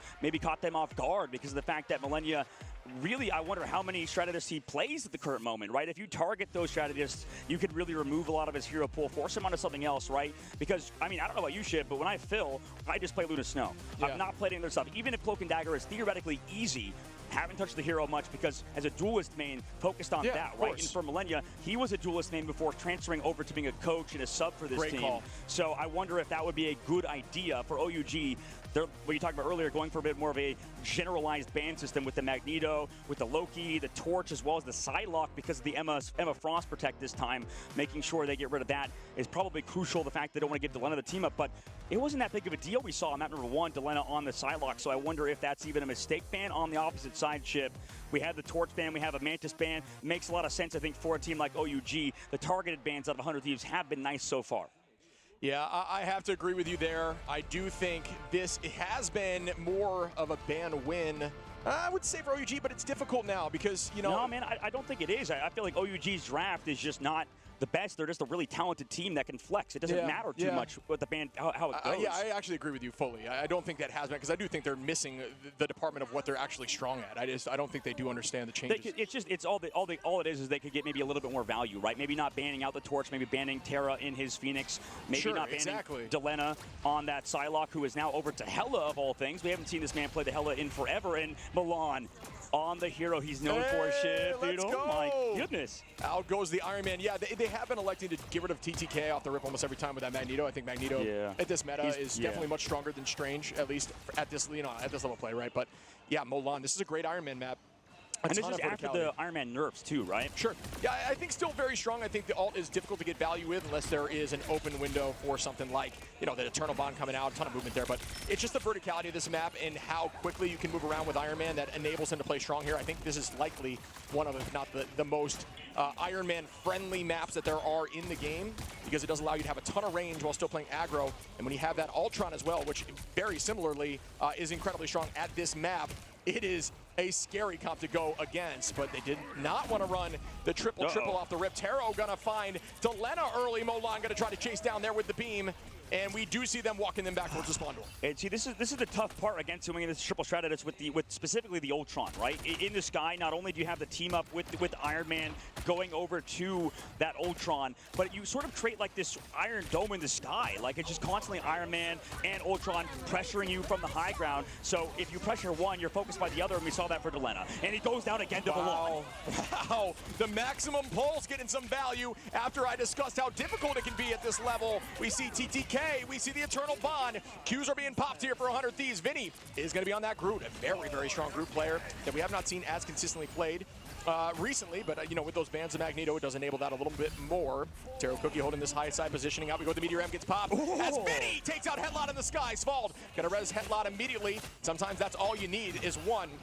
Svald finds Harvey. Terra gonna find one. Delena on the Headlock, back and forth, but Delena with two on the Star-Lord. TTK on the height here with Emma, and this is gonna be a good pick for TTK, who is very comfortable on the Emma. Yeah, and that's the tough part, unfortunately, when you don't play the Mantis alongside OUG's composition because of the fact that it's banned. Your Adam Warlock loses a little bit of that lethality that we see, right? I mean, Adam Warlock always so strong with the damage boost, and now they're swapping off of it, right? They're going Xiaozhang going over to that Luna Snow. I think he's been on it actually already. Taro's going to go over to that Psylocke's fall, back over to the Invisible Woman in Milan. Going to go over to that Wolverine to counter Vinny, right? That's the entire point of going to this composition. Ganbei over to that the Groot as well, make sure that Vinny is not as comfortable on that hero, and also force the Len onto something else. Vinny actually counter swaps now over back to Captain America. Okay. So they both are counter swapping each other at the current moment. Yeah, which is, in ladder, maybe not worth always one tricking. I do understand it because it's not team play and you can get away with it a little more effectively, but switching is definitely, when you manage it properly, is definitely the most effective way to play the game if you are struggling as a team. But getting ahead of it early like this is a great sign of a coordinated, strong team. And here we go with Delena. Gonna keep holding that height, try to get that legend once more. Did not find too much value off the rip. We do have Molan with that tackle, is threatening near that off map on the left. Emma plays very strong right here too for TTK. There's a ton of threat and will allow them to play a little more aggro on the left, but Taro Cookie finds Terra on the right again, and out we go with the dance, and it's going to get a few. Make that two. Do I see three? Bang! Taro Cookie cleaning up the rest. Yep, Terra, we talked about flexibility of this team. Milan playing Psylocke earlier. Now Terra comes back through on the Psylocke of his own. And just one dance to the butterflies gets the job done. 100 Thieves holding on to their ultimates to the upcoming fight. Going to be building up a lot of theirs too. Delena is, interestingly enough, on the Wolverine to counter Ganbei as well. And I wonder how much Delena sort of played it, similar to how Cal plays Wolverine sometimes. Usually it's Delena to be on that Phoenix and Terra on the Wolverine, but it's a matter of sort of the situation at hand. Terra's going to be on that Phoenix instead of him. And here we go again. Great Psionic Seduction. Good bubble to hold off. That bubble can actually be used as an LOS break, so you do not have that all affect you. But TTK is going to start walking towards that point. That's going to give him the ability to off-map with the kick on Emma. And a good push there. Doesn't find one. Terra going to clean up Petlot there. Harvey holding on, does have that Eternal. Will it be used? No, instead, we will see a match back. Out goes Phoenix from Terra onto Svald. That's a huge pick after we see that invisible boundary fall. Vinny just owning and taking that space, being a distraction. Milan with a three is going to sweep up TTK and Delena and Vinny. Wow, what a play. Yeah, absolutely what a play there from Milan. And, coming into this fight, we'll see how 100 Thieves want to play. They do have the Captain America ultimate ready to go. Delena as well with his ultimate. See what OUG want to do on their upcoming fight. Right now, 100 Thieves walking in. 1 minute and 30 seconds left to go. He can create sort of that space on the back line from Vinny, maybe force out these this early Meteor M. We'll see what they want to do right now is 100 Thieves. They can combine maybe Terra and Delena on this in this upcoming fight as OUG. Oh no, Millennia. Nice freeze. Yeah, and that's a great right click. The freeze for the KO on Taro. Vinny gonna find Molan. That's a lot of free space. They're gonna walk this puppy down now as Vinny gonna clean up Hetlot, and that could be enough for point 2. 100 Thieves looking very good on this map. Yeah, didn't even need anything right there. I mean, good pick off there. TTK does commit the Sonic Seduction, but with those ultimates, they're moving to the third phase of this map, and that's scary for OUG, considering on the previous map, they didn't get here until about a minute left on the clock. So for 100 Thieves, this is huge, considering, you know, maybe you have a little bit more time to cap out the full map, and OUG, you saw how they struggled in third phase at the very last second and faltered. So when the tensions get high, we'll see how both teams prepare for this upcoming fight. Up we go with the last stand. Didn't look incredible with a tackle back after. Good idea. Great push off there for the side of OUG, still holding on. Zhao gonna use that dance floor, press them forward, the fate of both worlds. Out goes the laser. Ton of damage out, match right back by Harvey. No ult to counter here from Molan, who's very close to that ult, but no, does not work. Terra gonna buy time in the sky, wait for the optimal moment. Did not get too much value, but this does give them space. We talk about them taking that point with ult advantage, and that is a ton of value. When you lose point, you wanna at least ensure the team committed a ton of abilities or ultimates, but no, did not happen on that last point. And here we go. Whoa, 360 does not work out as Terra finds Taro Cookie. And now numbers are back for 100 Thieves on the attack. Remember, spawn advantage heavily in the favor of OUG. Up we go with Hetlot, and that meteor rev, does it land? It does. Millennia goes down. Delena gonna find Hetlot. Molan onto Vinny now. Back and forth we go as numbers are up for OUG just due to the spawn. TTK gonna walk back and try to help with the Venom, but no, Spald gonna drop Delena. Taro Cookie onto Terra, and that's gonna be a reset. Yeah, space created there by Hetlot, who is now going over to that Emma Frost off of that Magneto just for a little bit extra damage, and to give Taro the team up for this last fight. I mean, the neutral, that should be huge. TTK as well. Sonic Seduction available. We'll see if Harvey yet again can build that eternal bond. He's been a savior for this team. Zhao, or OUG on the opposite side. Zhao gonna take a little bit longer. Nice walls, by the way, from Vinny early on.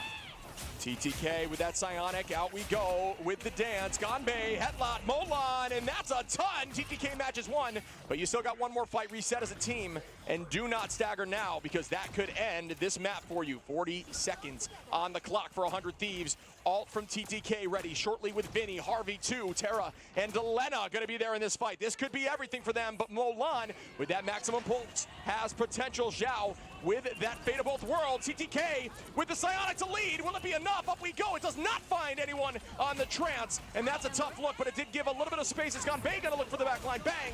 Here they come. Oh! Iron Man gets tackled out of the sky. TTK says not today, and great cancel there as Terra, Vinny, Harvey find 3, and it's going to be a final meter battle for the W on this push for 100 Thieves. Yep, and in overtime, no less.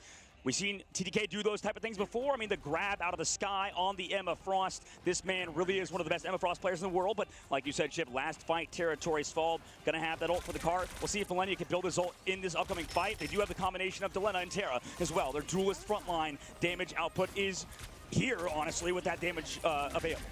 And here we go, the spin to win from the, ooh, wait, no, Spald, Ganbei, 2 down. Terra makes it a little bit more close, but still not close enough to let up in the sky, but it's not gonna work through this invisible boundary. Taro Cookie onto Delena and Harvey, and that's gonna call it here. I don't think Terra can clutch this up, no. Gets burned out of ultimate. TTK trying to hold on, but it won't be for too long, as they are heavily down in numbers. Will the teleport get in here in time from Vinny?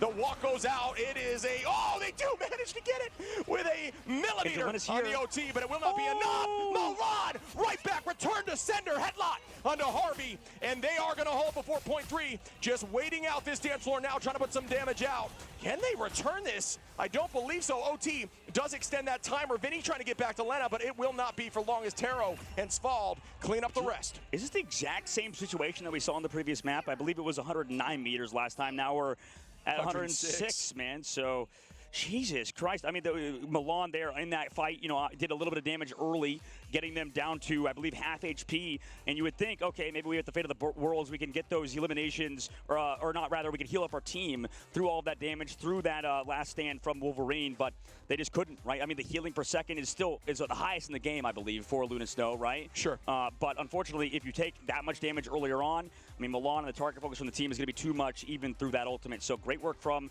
the side of OUG. And wait, so did 100 Thieves win map one? Am I tripping? believe OUG won map 1. They definitely did. So it's just a visual bug, I believe. It's just more so showing you the point right now. They've pushed through 2 points. So 2-0 on the side of 100 Thieves, who did not get to 3, but it's going to be an absolute battle here. I think 100 Thieves, if they typically don't run the 3-3 off the rip. A lot of teams use the triple Vanguard, triple strategist on this map to try to guarantee 3 fights on the beginning. Yeah. OUG, very much keeping it traditional, are not, did not elect to do that. It doesn't look like 100 Thieves are going to be doing that either, but I do think it's very viable in this meta to run that. Absolutely.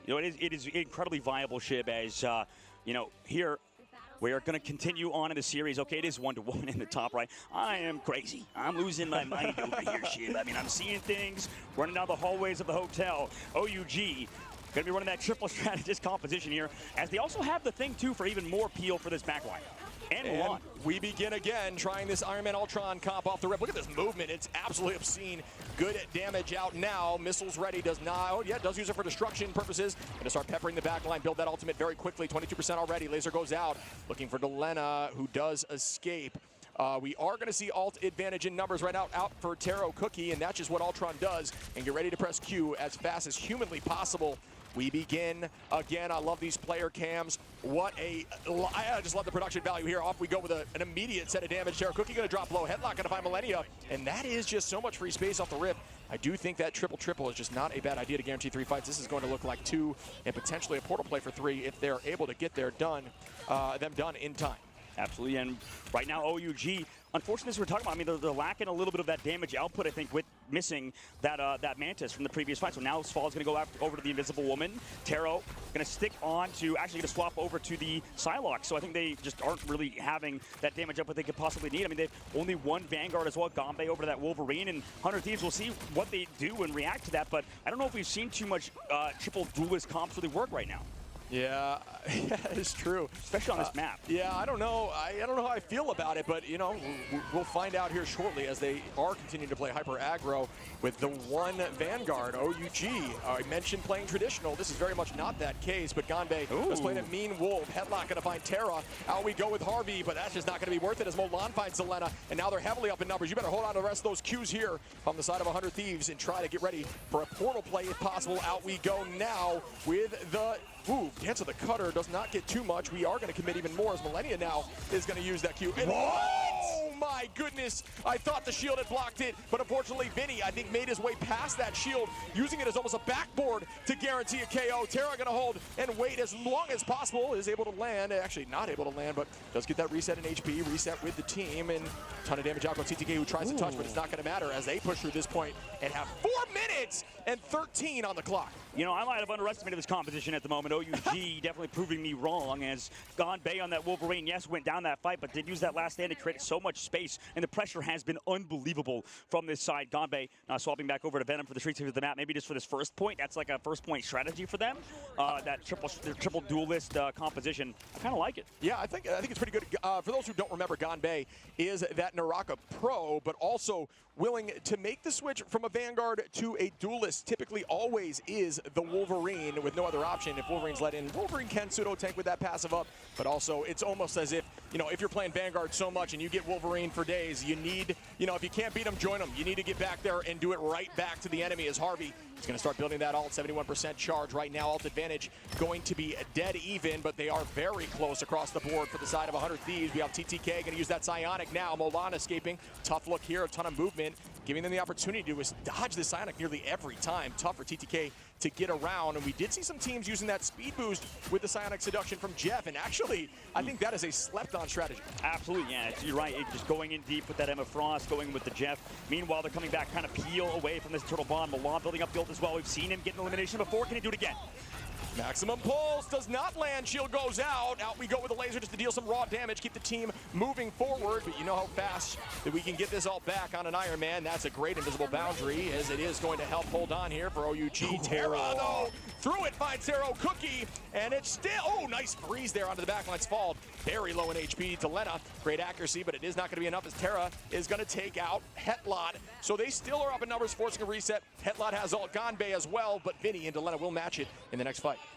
You know, I'm trying to remember. So in this upcoming fight, by the way, when we saw that just happen, Millennia popping the Fate of the Worlds, they have the combo onto Terra.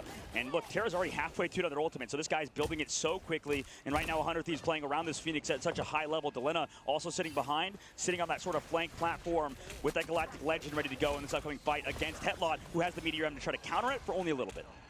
And here we go again. Delena does have that Galactic Legend waiting, but you want to use it before the strategists do have their ultimate. Alt tracking is a very important piece. We'll get to that in a minute. Out we go with a mean Feast of the Abyss, but it does not find too much value, just generates a ton of overhealth. Up we go with Delena now using the Galactic Legend, understanding that they cannot match it quite just yet. Asphalt now has that invisible boundary. Xiao as well. Molan gonna fight Terra off map, but commit as well to make sure that the numbers are even. It's a tough look, but maybe worth the fight. Taro Cookie very close to Alt to try to keep this in OUG's favor, pushing up, but it is going to allow at least 2 more retakes on point from the reset because they haven't pushed this thing too far. There's only a minute 20. Great defense by 100 Thieves. Yeah, absolutely. I mean, both Strategist ultimates have been used for the side of OUG. 100 Thieves now have theirs for the upcoming fight. OUG has nothing. So they just committed everything in that previous fight. However, OUG somehow, they seem to find picks a lot of times through either Terra or Milan. So I wouldn't count them out necessarily, although I think in Marvel Rivals, the neutral game is a lot harder to find picks against professional teams. 100 Thieves, though, should be good enough to kind of deal with the side of OUG, considering they have nothing in the bank.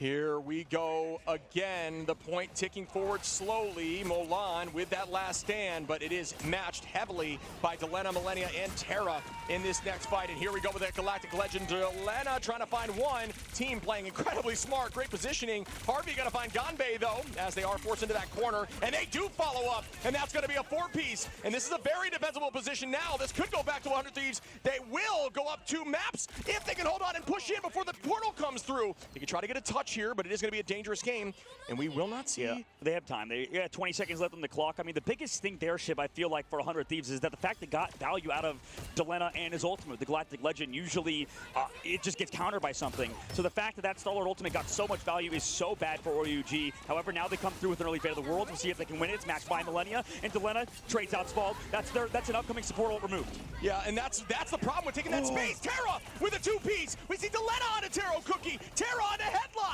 and that is a great sweep here as 100 Thieves take the 3rd map and push this to a 2-1 game.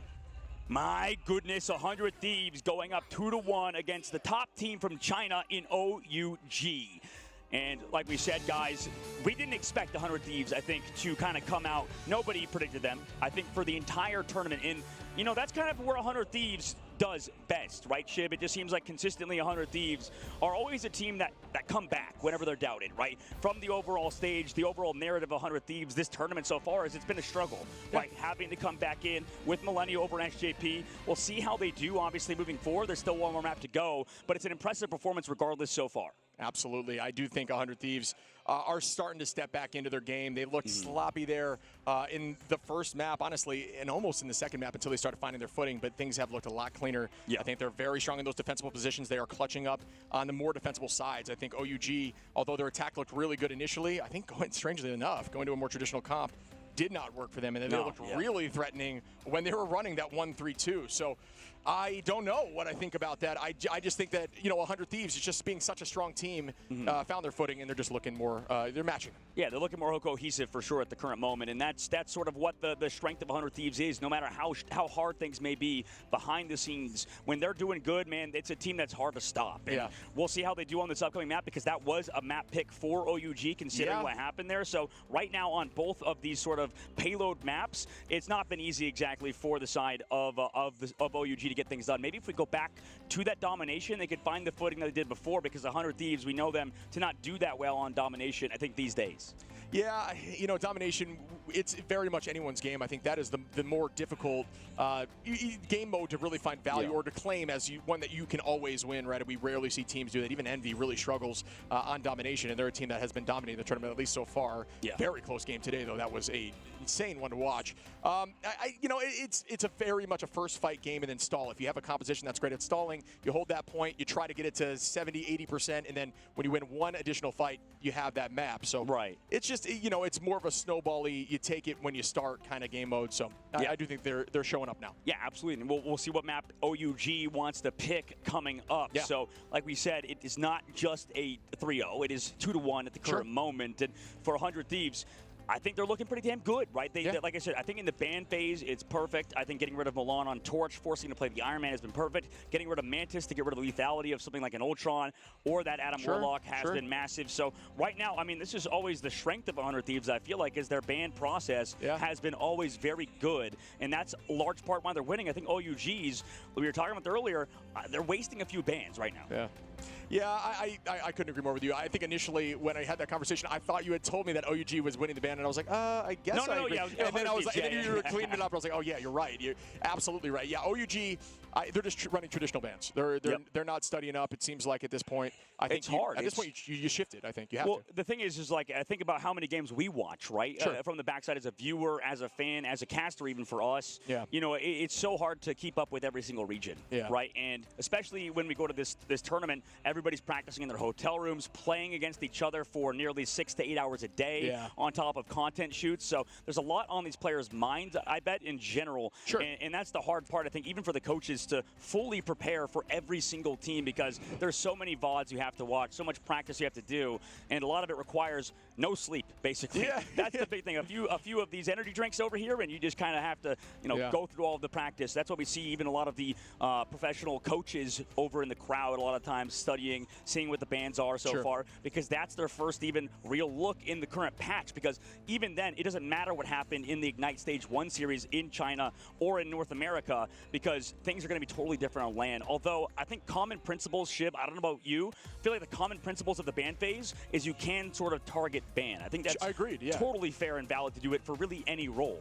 I think that's the most effective strategy. It's either you target ban a role or you target ban somebody, right? Especially with a weaker hero pool. I mean, you got to have the studying, right? But and on that, that's what makes bans towards a character that maybe the other team doesn't play as well. Feel so much worse. And as we look back at the stats for OUG and 100 Thieves, I mean, Ship, I think that we saw Terra pop off on Phoenix, as he does on these type of heroes, man. I really feel like the whole team is phenomenal for sure, and maybe we talk about Terra too much, but this guy really is a star. I mean, just constantly we talk about how good he is on these Buckies, Wolverine, on Phoenix. He gets damage, he gets final hits, he does it all, right? He's kind of that guy who can not necessarily carry your team necessarily, but be the sort of the focal point, right? He's given the snowflake from Millennia. He's given all of the resources from the side of Vinny and TTK whenever they can, and that's an easy MVP for sure, considering he did so much in terms of just straight up damage on Phoenix. 60% accuracy, I mean, that much damage is crazy. He diffed. Was it Taro playing the Phoenix on the opposite side? That was a little bit of a diffage, I think, in terms of Taro.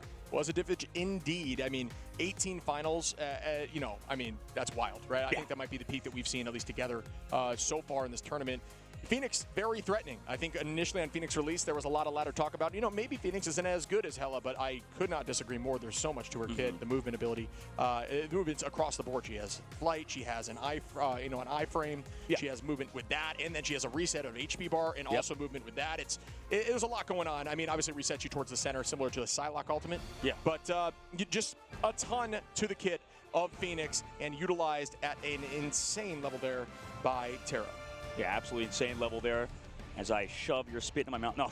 Anyway, nobody even sees that on the outside. OUG, I think on that map, had their moments, right? Like you said, on first point, it was crazy. They did so well on that Wolverine triple duelist for first point. Maybe we'll see something like that later on. It is a bit of a cheesy sort of strategy. I don't know if a lot of teams want to play it throughout an entire map. I think in a lot of these second phases of maps, we see people kind of falter and get stopped, and it feels really bad, I think, on Wolverine and stuff if you don't have a lot of cover. And I think a lot of streets phase, a lot of second phases of maps, especially on Spider Islands, there's nowhere really to hide, as we saw when Delena had a huge ultimate later on in that second phase of the map, right? We saw OUG trying to hide from that Galactic Legend on the inside of that sort of middle area, like we see right now, is the fact that, there's nowhere to go. There's no cover you can do and hide. So right now for OUG, we'll see how they do when they play something like a different composition, because right now Milan on that Wolverine, and I think also they rely heavily on the Phoenix presence. And right now I think for Taro, he's just not able to match the opposite side for Terra.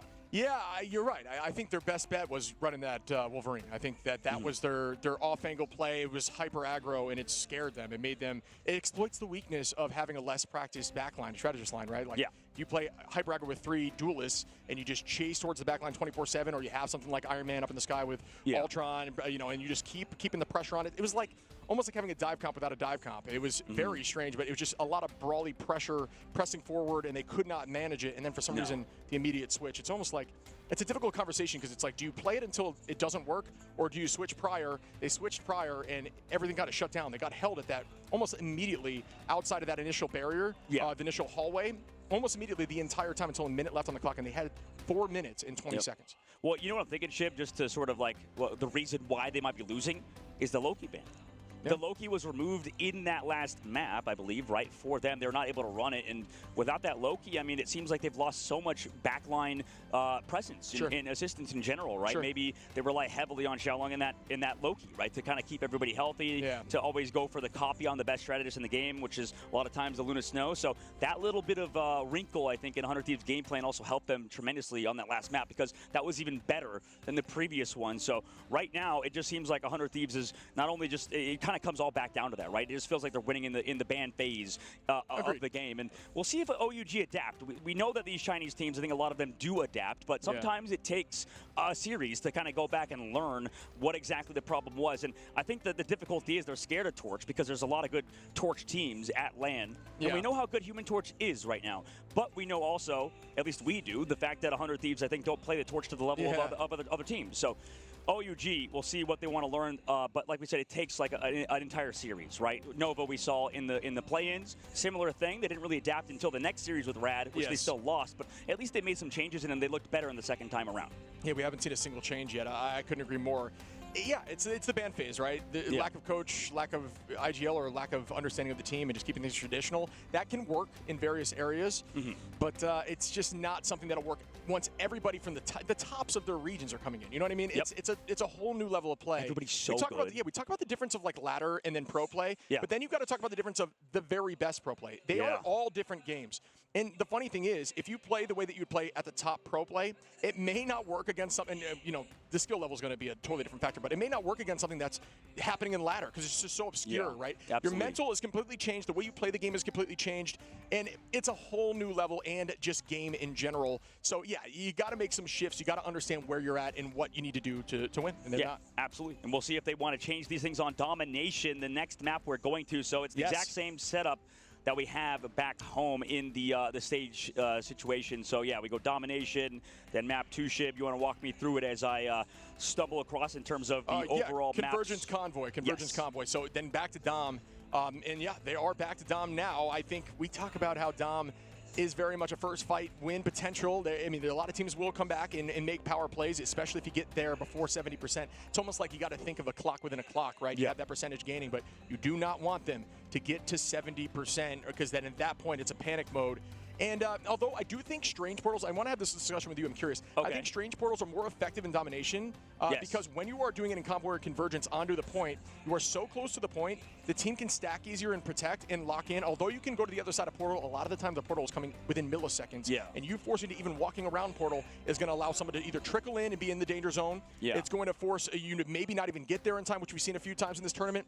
I think when you're in Dom, you have the autonomy to place anywhere, so the teams can't predict as well. Oh, yeah, absolutely. I think you're right. And I think we saw a lot of that, maybe not in this series, but I think in the Citadel versus Envy series, Shib, because we saw a lot of those portal plays really matter. I mean, people portaling on Domination at 60% on the board instead of maybe towards the end of the series, resulting in maybe a loss there for Rad at the very end. And that was probably one of the best examples, I think, of your point, Shib, going back to that series with Citadel and Rad, the fact that the portal was such an involved situation. And now, to sort of throw it back to you, Shib, on this. This is a map now that we're going to. It's Hell's Heaven. Right? This is going to be a scary map, I think, for Milan and OUG because, I mean, we already know Wolverine, this is like his best map. Do you think 100 Thieves in the ban phase want to target the Wolverine, or is there going to be some sort of different game plan here? I mean, if they ban the Wolverine and they're able to run it because they don't switch their bans again, I mean, the thing is, this is a great Torch map, so instinctively, a team that's consistently banning Torch, they're going to be like, no, let's do it again. This is his map, you know what I mean? So I think if they're able to get that Wolverine through and they ban it, it's almost like it should be very much in their favor. Oh, absolutely. As we take a look back at the team of 100 Thieves, Delena on the far side just chilling. Meanwhile, no smiles here on OUG's side, right? Locking in for this upcoming ban phase that will happen in just a moment. I love these sort of camera shots that we have of all of our players, too, just kind of locked in. You see the difference of opinion on things. You saw Delena just hard chilling on the backside. Millennia, I wonder what it's like in his shoes, man. Like, just having to come in as a sub. Seems calm, cool, and collected right now, right? Yeah, he's locked in. I mean, he was a coach for this team as well, assistant coach for 100 Thieves. So, I mean, this guy is ready to go. And, I mean, there's a lot probably on his mind because I think this is his first real shot as a top 2, top 3 team in the game, right? 100 Thieves, we've known them to be consistently the best, if not, or one of the best, if not the best, with Sentinels in North America. So the fact that he's had to come in and fill big shoes in SJP, I mean, there's probably a lot of pressure on his shoulders right now. Yeah, SGP is an absolutely disgusting strategist, but we talk about those give me the ball moments coming in here, and if you get this win against a team that has yet to lose in these tournaments, at least in the finals, granted, folks, they are not out of the tournament, so they have not lost yet. It's very much still on the table for OUG to bounce back and learn from their mistakes in this map. But I think if you do that, that's almost cements you as a potential lock-in for primary, primary lock in the beginning. Oh yeah, absolutely. And speaking about primary locks, both teams going for those first bans. Magneto banned on the side of OUG. That means 100 Thieves will not be able to play the Magneto, and the opposite side, 100 Thieves banning out the Human Torch, knowing that OUG can't play that as much. So we'll see if they can kind of make these adaptations, right? I'm looking more at OUG's draft because we know how good 100 Thieves draft is. They're banning out Mantis. They're banning out Human Torch, 2 characters super strong right now, and also 2 characters that I'm sure OUG play. But maybe, I mean, who knows? We haven't seen OUG in an official match yet in the this mid-season play Mantis compositions or Human Torch. We already know how good Milan is, so I'm assuming the Human Torch play is very high level. But for the Mantis in the triple res compositions, I'm curious how good they are at that. Yeah, we haven't had eyes on it just yet, but maybe we will as the tournament progresses here. We do see a very consistent ban line again for OUG, and I just don't think... I mean, they have been banning out the Loki pretty consistently. It's why 100 Thieves hasn't been able to run it, but 100 Thieves is consistently keeping that Luna in, and Millennia's been running Luna. I don't know if Millennia's ever changed off Luna, so it's almost like if you had a coach behind you, you could make sure you knew that and exploit that, but it's just not happening. Well, here's the difference. Now they're going to go over to the Luna Snow Protect towards the end. Emma Frost Protect always sort of baits, I think, OUG in banning out Psylocke. Because Delena, I mean, they can play that Psylocke for sure, but there's the Psylocke ban on the opposite side, knowing Emma Frost goes through to get rid of that matchup. So Delena, a lot of pressure on her shoulders in this upcoming map. I think that's a fine play by OUG. Like we said, yeah, the Human Torch maybe not as big of a deal, considering, like, I don't think 100 Thieves like Human Torch like that much. And the Captain America, that's smart. I think Vinny's been doing so well. Nice little wave there from Delena. Good to see all smiles from him. He's a funny guy. Make sure to check out his streams if you have not. But now there's, like we said, a lot of pressure on that guy. He's all smiles right now, but he's going to have to pop off on Psylocke with the Emma Frost team up. And lock right in. They will, folks, as we progress forward to the start of potentially the final map here. If 100 Thieves can push through and get the job done. Remember, folks, these stages, at least for right now, are best of 5. So first to 3. First to 3 coming up. As we get into the map here right now, we will see the compositions run. I do think 100 Thieves once again won the banning phase. Millennia going to be on that Jet, but that's just for a speed boost. And that will be switched right back to that Luna. Vinny is going to be playing, I like the Venom pick instead of the Cap. TTK clearly going to be running that Emma, which has found a ton of success throughout this tournament. Yeah, a lot of success indeed. I think Gonbei has been that man to play the Captain America. And you can see, I mean, the prioritization of Captain America has been a little bit more of an Asia region sort of thing. And right now, oh my goodness, the pull, and then also Asphalt coming through with the Terra Cape. Take down Delena early on. And Taro going to put some damage out, supply those passives, and it's not going to be enough to drive them off to the off angle. They're still holding on firm here. A little bit of juking, the ASD movement, if you will, and we've got Taro Cookie going to keep the pressure on as we see, TTK on Milan. Down goes one, numbers up on the side of 100 Thieves. Terra now putting that pressure back on with the passive stacks. All you got to do is keep those stacks up, force your team to walk back as Vinny gets headlocked. Zhao is going to find Delena, but numbers are still in 100 Thieves' favor. And Terra going to keep the pressure on, going to walk in. We see some heavy aggro play by Vinny, who's just trying to take the space. Terra going to clean up Spald now with a triple KO. And that is how you dominate space. Absolutely, indeed. Now 100 Thieves built up those ultimates for the upcoming fight. Take point first, and that's huge considering OUG on domination looked pretty damn good earlier, man. So we'll see how things continue for OUG as they have to kind of come back through, find these opening picks, get that pressure. But Terra on Phoenix has been a nightmare for the side of OUG to deal with. I need to see more out of Terra Cookie, I think, at the moment, because right now Terra has been putting on an absolute masterclass performance. And we start again. Vinny gonna start applying that pressure, does have the feast. Out we go with the fade. It gets matched right back. So we will have colors everywhere. But remember, if this map does shift, it does lift it. Terra finding headlock, and Terra through that is insane. That two-piece is going to be invaluable with 45 on the clock. Trying to get to that threshold that makes it dangerous for OUG. Delena gonna drop Molan, and now OUG is forced to reset. Can they chase for even more staggers? We will find out shortly. They do not. No, they don't indeed. They're looking so good right now, man. Yeah, I mean, this is the 100 Thieves of old that we know showing up on LAN for a $500,000 tournament to cement themselves as the best team in the world in Marvel Rivals. And also, the bigger deal is there's so much pressure on OUG. The last Chinese team left in the tournament as Nova in that in the play-ins already are out, man. So for OUG, they have all the ultimates to work with, but so does the 100 Thieves. Vinny up on height, ready to make the feast play happen. They will have that damage boost with Millennia. Remember, that does make the threat of a one-shot far more available as Terra Cookie gets driven back. Down go all the cooldowns, but doesn't matter as Delena falls. Vinny goes down. The ult was canceled, not popped, as he's back at 50%. Here we go. Phoenix going to land on Millennia, and that's a sweep at this point. But 97% for 100 Thieves. It is one-fight territory.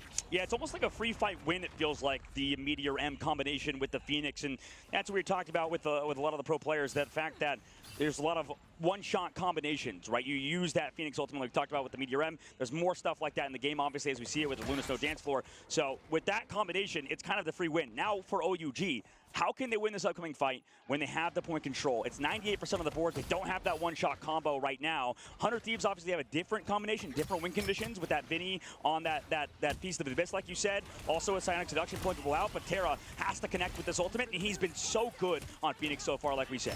Yeah, the tricky part now is turning your brain to make a different play. You don't want to pop the shield when you see Phoenix coming down. You want to wait till after, which is so confusing and messes with you, right? Obviously, the timing can be tricky. If the Meteor lands at the same time, you really need to ensure that you don't do it. Millennia going to find Headlot here, and that's going to put them up in numbers. Remember, 98%, 46 here for OUG. It's not threatening at all yet, as we see Delena keep pressing forward. Ton of damage out, does have that dance, but trying to hold on to it, doesn't need to. Instead, going to pop in, and one goes down. Millennia going to clean up again. Bang. Millennia again! Three! Millennia build a little bit different. Delena going to find one, and Terra cleans that up, and that is going to be map one. Wow, 100 Thieves looked clinical. Dude, we talked about big shoes to fill. This man came in like a giant, stepped on SJP's shoes. I mean, what an insane performance from Millennia in that first round, because finding those picks is not an easy task for a sub coming through. And man, 100 Thieves going up a round again. If they win it here, man, that puts them forward into that bracket, I believe into that semifinals in this top, with that put them in the top 4, I believe. So that's huge. Yeah, we see Millennia on other teams as a duelist, hit scan duelist. So it does translate very well, like you said, into Luna. A ton of KO potential there with Luna, just raw damage. Obviously, the clapping, incredibly impactful in terms of healing per second. Yeah. Ultimate's incredibly strong. It's all about communication. And as a duelist, you know how to synergize with that well. You understand the position of how you got a combo, right? You know what you want, so you're able to do it yourself when you're on the strat line. The question that I have is the hero pool deep enough? I do believe he's playing incredibly well on Luna, but is it deep enough? Yeah, we'll see later on if anybody wants to target maybe Millennia. I hate to call out stuff like that, considering maybe teams listening or something like that could make adaptations like that. I know it's something like somebody team like 100 Thieves are excited for that, as you hear OUG's fans trying to pump them back up in the crowd.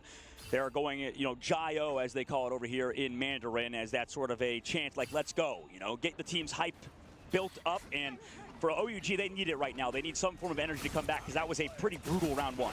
Agreed, and here we go. Damage reduction out from Olan, trying to make a play with the last stand. Delena says, nope, that's not going to happen, as Delena is going to be on the Wolf. Up we go with the tackle, does not get too much purchase. Terra going to take out Olan, though, and they are going to be forced to retake and drop back, giving the point out early as Terra takes out Taro Cookie, and they are resetting now with OUG holding on to Ganbei's ultimate, soon to have Sfald and Hetlot, but on 100 Thieves, we have TTK ready, Terra very close, and Harvey, that again, 100 Thieves getting this point early, putting them in a great position. You know what team OUG reminds me of? It feels like a lot like Shroud X in the old days, right? Put sort of Terra over to the Star-Lord, sort of figuring things out. Right now, I do like putting Terra over to that Bucky, where they put Milan on the Star-Lord, putting him on the Punisher instead, playing full counter to the Thing. But when you focus so much on Vinny, I'm curious what the rest of 100 Thieves does. Okay, and here we go. Milan going to be making the switch to Punisher. At this point, I am afraid it is getting more of a panic switch situation. You need to lock in Sfald. Going to be using that Eternal Bond. Ganbei out. Out goes Hetlot as well. They need to find value now as they're popping everything they've got. A ton are trance. Will they be able to clean it up? Ooh, great drop right there onto Terra. Not able to get too much with that ultimate. Ooh, clobbering time! What a combination! Clobbering into the raw passive stack damage as Terra gets a few, walking them back up in 2 numbers, and this is going to be Stagger. That is not good, as Staggerfest forcing them back with even more time, 10 seconds on, as Ganbei is going to have to reset. And look, Delena's hiding around the corner, feeling confident, does have that last stand, like you said. If I was OUG, this would feel so brutal. I mean, Ganbei's over to the Thing, Terra's now over to that Punisher. This team is lost at the current moment, trying to figure something out. It feels kind of hopeless for OUG. But if any team could do it, it's a team that was dominant for so long in China. OUG, pretty much last fight territory to keep the upper bracket hopes alive. 100 Thieves wants this win to prove that they still got what it takes and prove us wrong on our predictions. They know they can do it, as they are taking on a team that is storied. OUG is on their heels. 100 Thieves want this win as we begin another fight, which could be the final fight of this series. Out goes the tackle. Delena does have last stand. Out we go with the Psionic. Doesn't get too much value. Punisher is out, and down goes Terra. That is a good ult there by Taro Cookie, who now finds the space, looking at TTK. Last stand is up. Does it find purchase? It does at least burn the cooldown of the passive for Milan, who is healed back up and should soon have last stand as Vinny finds Hetlot, though, and that's going to drive them backwards. No more ults. Millennial with the ultimate. Out goes Fate of both worlds. Milan does have last stand. If you can pull it away from the Fate, that could hold on for the team. You got to get on the point, as they do with a millisecond on. Oh, but my Harvey was goodness. waiting. Harvey finds Milan. Well done by Harvey with the patience to ensure it does end the game, as 100 Thieves take out OUG and send them to the lower side bracket. If you told me Millennia was a sub or a coach, whatever you may say, that was an MVP for me that last map, right? Yeah. Finding those picks. Then in that last map we talked to, I know when we listened to 100 Thieves in their scripts, I know I was watching them play versus Envy. There's constant things said by Marshall, a.k.a. Terra. It's, why are we using Luna's so early? These guys and their Stratus Ultimates, their timing has to be perfect, right? And that's what it is in this game. That's what we talk about Marvel Rivals being a very macro-centric game. If you use your Luna Snow Ultimate even a second early, sure, you're like, it doesn't matter in the moment, but man, Stratus Ultimates are so important, and Millennia to come in and sort of understand that as a coach is giving him those opportunities to be like, okay, I'm going to wait to the very last second to dance floor, because as soon as my team can disengage and live, that gives my team opportunity to maybe counter something like Milan, because we saw they use the dance floor, long fight, overextended, right? That was kind of how what happens in those sort of fights. After that, Milan sets up his last stand. Guess who has ultimate to match it? Like we saw in that game number 2, it's Harvey on the opposite side, knowing where Milan is, to counter with the Eternal Bond. Yeah, honestly, the countering of Eternal Bond onto a tackled last stand is far more difficult than it sounds, because you have to predict where the tackle is going to go, and it's a distance. It can be a far distance. So. What a play by Harvey as well. The strat line looking great. I do agree with you. You got to say Millennia. Well, you talked about these players being so next level, especially a lot of top players and top teams. 100 Thieves, sure, we've heard they've been faltering in scrims and stuff, but right now on stage, they're showing experience, right? It's all that matters. It's all that matters. Yeah. And, you know, they're thinking also just so into the future, right? These guys understand, okay, you know, in a ranked game or something, you'd be like, okay, I see my team is dropping low. I need to ult. Sometimes you don't, because of how strong the kits of heroes are. Yeah. Luna Snow clapping, you know, with that shift, also keeping everybody alive with just left clicks, doesn't even need to use their ultimate that early. So they're always trying to sort of bait or wait as long as possible, because when they have Vinny on the thing, they have the Emma Frost for the diamond form. So because you have so much things like damage resist, very tanky front line, you can just sort of wait as long as possible and keep your tanks sort of healthy, because you know that's sort of all the damage and where it's going. Because on the opposite side for OUG, man, they were playing very front to back, right? With their comp. They're playing Punisher, they're playing Wolverine. And if you play front to back versus 100 Thieves, you're going to lose, because that's how we know them as a good front to back team, a team that is well aware of tanking damage with their vanguards and staying alive. Yeah, I think that was perfect. I could not agree more. They almost played into it. It's so strange, because the one time that they changed their composition into something more obscure, it was dominant, and then they just from then on, which, you know, it's very difficult to say to not run 2-2-2, because I do think by far 2-2-2 is the most traditional, most consistent composition to win. But once they changed things up, it got in 100 Thieves' head, and they decided to go right back into it and kept it that way for the rest of the maps. And the bans never changed. We saw the mistakes need to be. We need to see a change in OUG in this next map. If they consistently rock with these same bans in the next match, I do not believe that they will take this tournament home. You cannot play like that. It cannot be the same bands consistently. But if we know anything from these Chinese teams, like we said, and it's sort of a generalization, of course, because Nova is a completely different team, these guys adapt, right? They learn, especially in the last second, right? They're very quick to improve and get better. Early in the days, right? If you remember, shit, back when we were just either on the release of the game or even in the closed beta, people were like, okay, we'd scrimmed against, you know, Chinese teams, and you'd be like, oh, this is kind of a joke, right? They're not doing that well. Okay. What happens down the line, we hear 6 months later, you have teams like OUG scrimming against teams like Virtus Pro, teams like Sentinels, 100 Thieves, who just win in their own region, and they're doing a lot better. Right? So because of that, I feel like the fact of they just improve so quick, because the fact that you can kind of become a competitive region in less than a year is going to be very difficult, right? Especially depending on player base of the game and stuff like that. There's so many different outlying factors. For OUG, I wouldn't be surprised if we see them again come back stronger. Yeah, I think that Marvel Rivals is a game about adapting and learning. I think that the constant patch changes. I think even things like recently we've been seeing the damage boost compositions coming out. We've been seeing the combination with Phoenix far more consistently now. And we had, I mentioned that a little bit in the game. It's like you almost have to shift your brain into how you normally play the game if you want to counter that, and that is very difficult to do. You see object coming towards you, you shield, you protect. But if you shield and protect, you fall, you get KO'd immediately after. You need to let it hit you and then try to stay up with shields and protection with the last millisecond of HP, or when you're at like 5% HP from the ultimate. It's just so tricky. So constant new stuff happening. You need to be able to adapt. I do think these teams can do it. It's just a matter of, will we see it? Yep, absolutely. Will we see it? Indeed, we'll have to wait and see. And going back and looking back at the stats of this squad, I mean, 100 Thieves, we'll just see. Let's just, before I even look at this, how good did Terra do? Actually, it looks like gapped again, unfortunately. Well, Terra actually did pretty solid. But unfortunately, I think we said front to back kind of compositionally, OUG just loses in that department. And I think the biggest thing for 100 Thieves, I think this is such a big win, right? Considering how they've played throughout the history of this game. Sentinels already sent down to that losers brackets. So one of their big sort of thorns in their side of the overarching North American side is gone, right? At the current moment, down in that lower brackets where 100 Thieves set themselves up. Rivalry is still, sort of on the opposite side. So we'll see if we see that matchup again. But 100 Thieves right now, I mean, they look as good as they've ever looked. It's so true. Yeah. I love to see it. You want to see a team show up. It's tough for OUG. I love the energy in the crowd. When it's insane when you're here, right? You get to experience just the raw energy in the room. But I think 100 Thieves looked. For some reason, it's all about being on the stage. And we all doubted 100 Thieves. I feel like, so and too, that can't be understated. Like I feel like because we have a lot of Millennia MVP. Wow, there we go. I love it. I love it. Listen. Oh my goodness.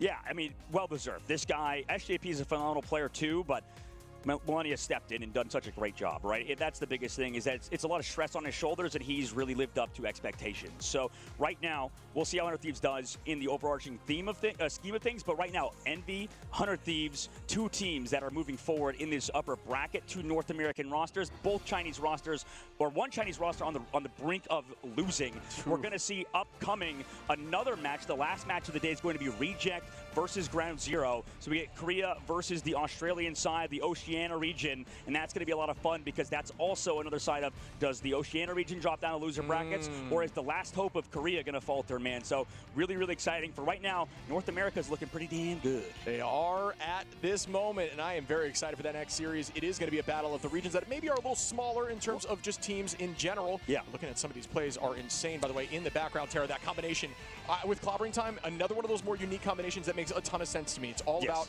hitting a mean clobbering time on a map like this where they're forced in a tight angle, and all you do is just sit and wait for that moment. It pans out in spades as they do clean that up. Yeah, and you were talking about smaller regions, kind of just like us, you know, smaller regions doesn't always determine your max potential, such as height in real life. But me and Shit, both 7-foot freaks of nature. Something like that. Yeah, absolutely huge people here on the stage. Massive units, just like leg day. You know, when Cozy gets here, you'll see we're much taller than him. Yeah, exactly. We'll be way taller. We'll be off the screen. You know, of course. As per usual, you know, with us freaks of nature that are this tall, we grow off screen. I mean, that's just what happens. But Mr. Fantastic. Mr. Fantastic. Start stretching. Yeah. I'll stretch you out, man. Just get going. You know, like those old machines. Yeah, pull you on the side, bro. Just get you going. Break your back for the finals. You're just gonna be broken, falling in the wheelchair. Professor X up here, brother. That might happen potentially. But regardless, man, North America's looking good. And you know me, I'm not very biased. I think that a lot of the you said you want us to lose. Well, yeah, I mean, That's listen. a joke. It's a joke. Well, no, I was going to predict OUG actually earlier on before the tournament. I was changing things last second. As we do. Predictions. I did too. For sure. But, I think everybody does have, that sort of nationality bias, right? Everybody wants their team to win, especially if they're from your country, right? We look over, I imagine there's a lot of 100 Thieves fans in North America, a lot of Nade Shot fans, and I know Nade Shot's probably talking, a lot of smack to Rob, potentially, for Sentinels, because they drop down below, and we love both of those guys as well. But, regardless, everybody behind the scenes, I think, regardless where you come from, you're going to want to root for your team sometimes. Absolutely. Right? So a lot of, the talent from EMEA are like, guys, EMEA is so good, and I agree 100%. A lot of the North American guys want the North American teams to win.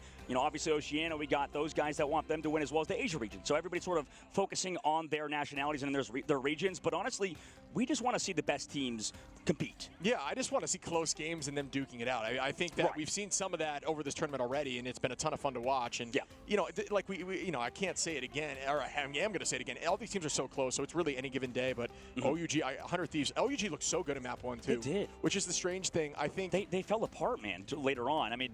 What do you think is the reason? Was it the ban phase? Yeah, it was the ban phase. They just learned. They said, okay, well, we identified the problems, we changed. And OUG said, we identified the problems, we are not going to change anything. I think, maybe they had looked at, this is the conversation I was thinking in my head, is because they weren't able to play Loki a lot simply because of the fact that it was banned all the time for the side of 100 Thieves. But I don't think they ever intended on playing Loki simply because Millennia, it just seemed like it was always locked into that Luna. But we may see a change there, and Millennium may have more heroes up the sleeve. He might. We never saw that change. We do not know, which is Shrouded in Mystery is a strategy, right? We've seen that be successful in tournaments in the past. If you don't know informations or you have compositions that you have been harnessing and practicing that you are not known for in past tournaments, that is enough of a buff to take a W. Yeah. It's so scary. Yeah. It really is like the dark horse. That's what we're talking about with OUG being such an anomaly, right? This team could just come in and do anything. But you know what? I feel like my biggest takeaway, because one time, like a couple weeks ago, I just sat down. You saw we were watching our games right in the Ignite stage, stage 1. I was co-streaming every single of the EMEA matches. I was watching sometime of the Asia and the China matches, and that was the one time I just really burned out that week because I was watching too much Marvel Rivals, which is apparently possible. I love it. It's possible sometimes to just watch a little too much, maybe get a little burned out. But that was so much of this game. I feel like people will be like, okay, certain regions have certain play styles. Sure. But at the end of the day, I just feel like the game. There's a way to play the game, right? Yeah. There is the right way to play the game. Everybody's trying to figure it out. So there's nothing specific. Whenever somebody asks me, they're like, who is the best region and why is this region good at certain things or whatever? Or, this region is doing something so unique, so special, so exciting. And I think that there is a factor of that. But the biggest thing, I think every region sort of is trying to compete through the same goal. And because of that, I feel like there's a lot of similarities playstyle-wise. There's not that much of a difference between North America, EMEA, Oceania, or Asia entirety. Everybody is still playing Marvel Rivals at the end of the day. And because of that, they're playing the same game. I feel like everybody sort of comes up with the same solution. Sure, there might be different sort of paths to that solution, but you still have to find the best composition per patch. And because of what you talked about on day 1, when this game has patches every single month. We're constantly updating the game of Marvel Rivals. There's so much you have to learn in such a quick amount of time, especially for these pro players. I think that's really well put. I think the only thing that's not even necessarily a rebuttal, it's just teams have various strengths, right? And every team is trying to perfect that strength, whether it's dive or a composition that they're more fluid with, a Venom composition, a Cap composition, or more pokey brawly composition. Every team is working to perfect that, and it's not really about region. It's more so, what can we do to ensure that strength of ours is as optimal as possible? But we are going to be heading over to an interview with Terra. I cannot wait to see what he says about that return around after map lost, but we're able to bring it back fairly well. So the question is, how do you feel about that series? I mean, I feel really good about the series. Obviously, we didn't play to our best expectations coming into that series, but we make everything that we, like, anything happen because we obviously should have won round one. We won draft and all that, but we lost it. And then after coming up to the second round, we lost draft badly, but then we come back. Doesn't matter how badly you lost draft, you just got to keep going. So we're talking about ups and downs. Like you say, it doesn't matter how much you lose, but this is obviously a big international event, potentially the first for some of your players. Tell me about some of the ups and downs of the actual prep when it comes to this tournament. I mean, ups and downs, prep, there haven't been really any downs, only been ups because in these events, you should never focus on the downs. You always have to keep going forward. You never dwell in the past or anything like that, because that's just going to ruin your mental going into the next game. So your opponent for the next matchup is going to be either Reject or Ground Zero. The question is, do you have a preference? And if so, which one is it? As I said, I mean, it's a tournament. You have to expect anything, so there's no preference. You have to be ready to play whoever you have to be played, and you have to just bring your best every day. So there have been some strong statements from a couple of the other teams, including your fellow America's representatives in the form of Envy. So my question is, it's only fair if you also get your chance to speak to the audience at large, to the other teams. I mean, obviously, none of the beef is actually real. We're all friends, we're all messing around and all that. And it brings the exposure. No one wants like an event that is no trash talk between people, and it brings a really good exposure to the game. So, I mean, OUG's old, so that's it. Well, you'll be moving on to the semi-finals tomorrow. So once again, Terra, thank you very much for joining me, and we're going to be heading back to the casters.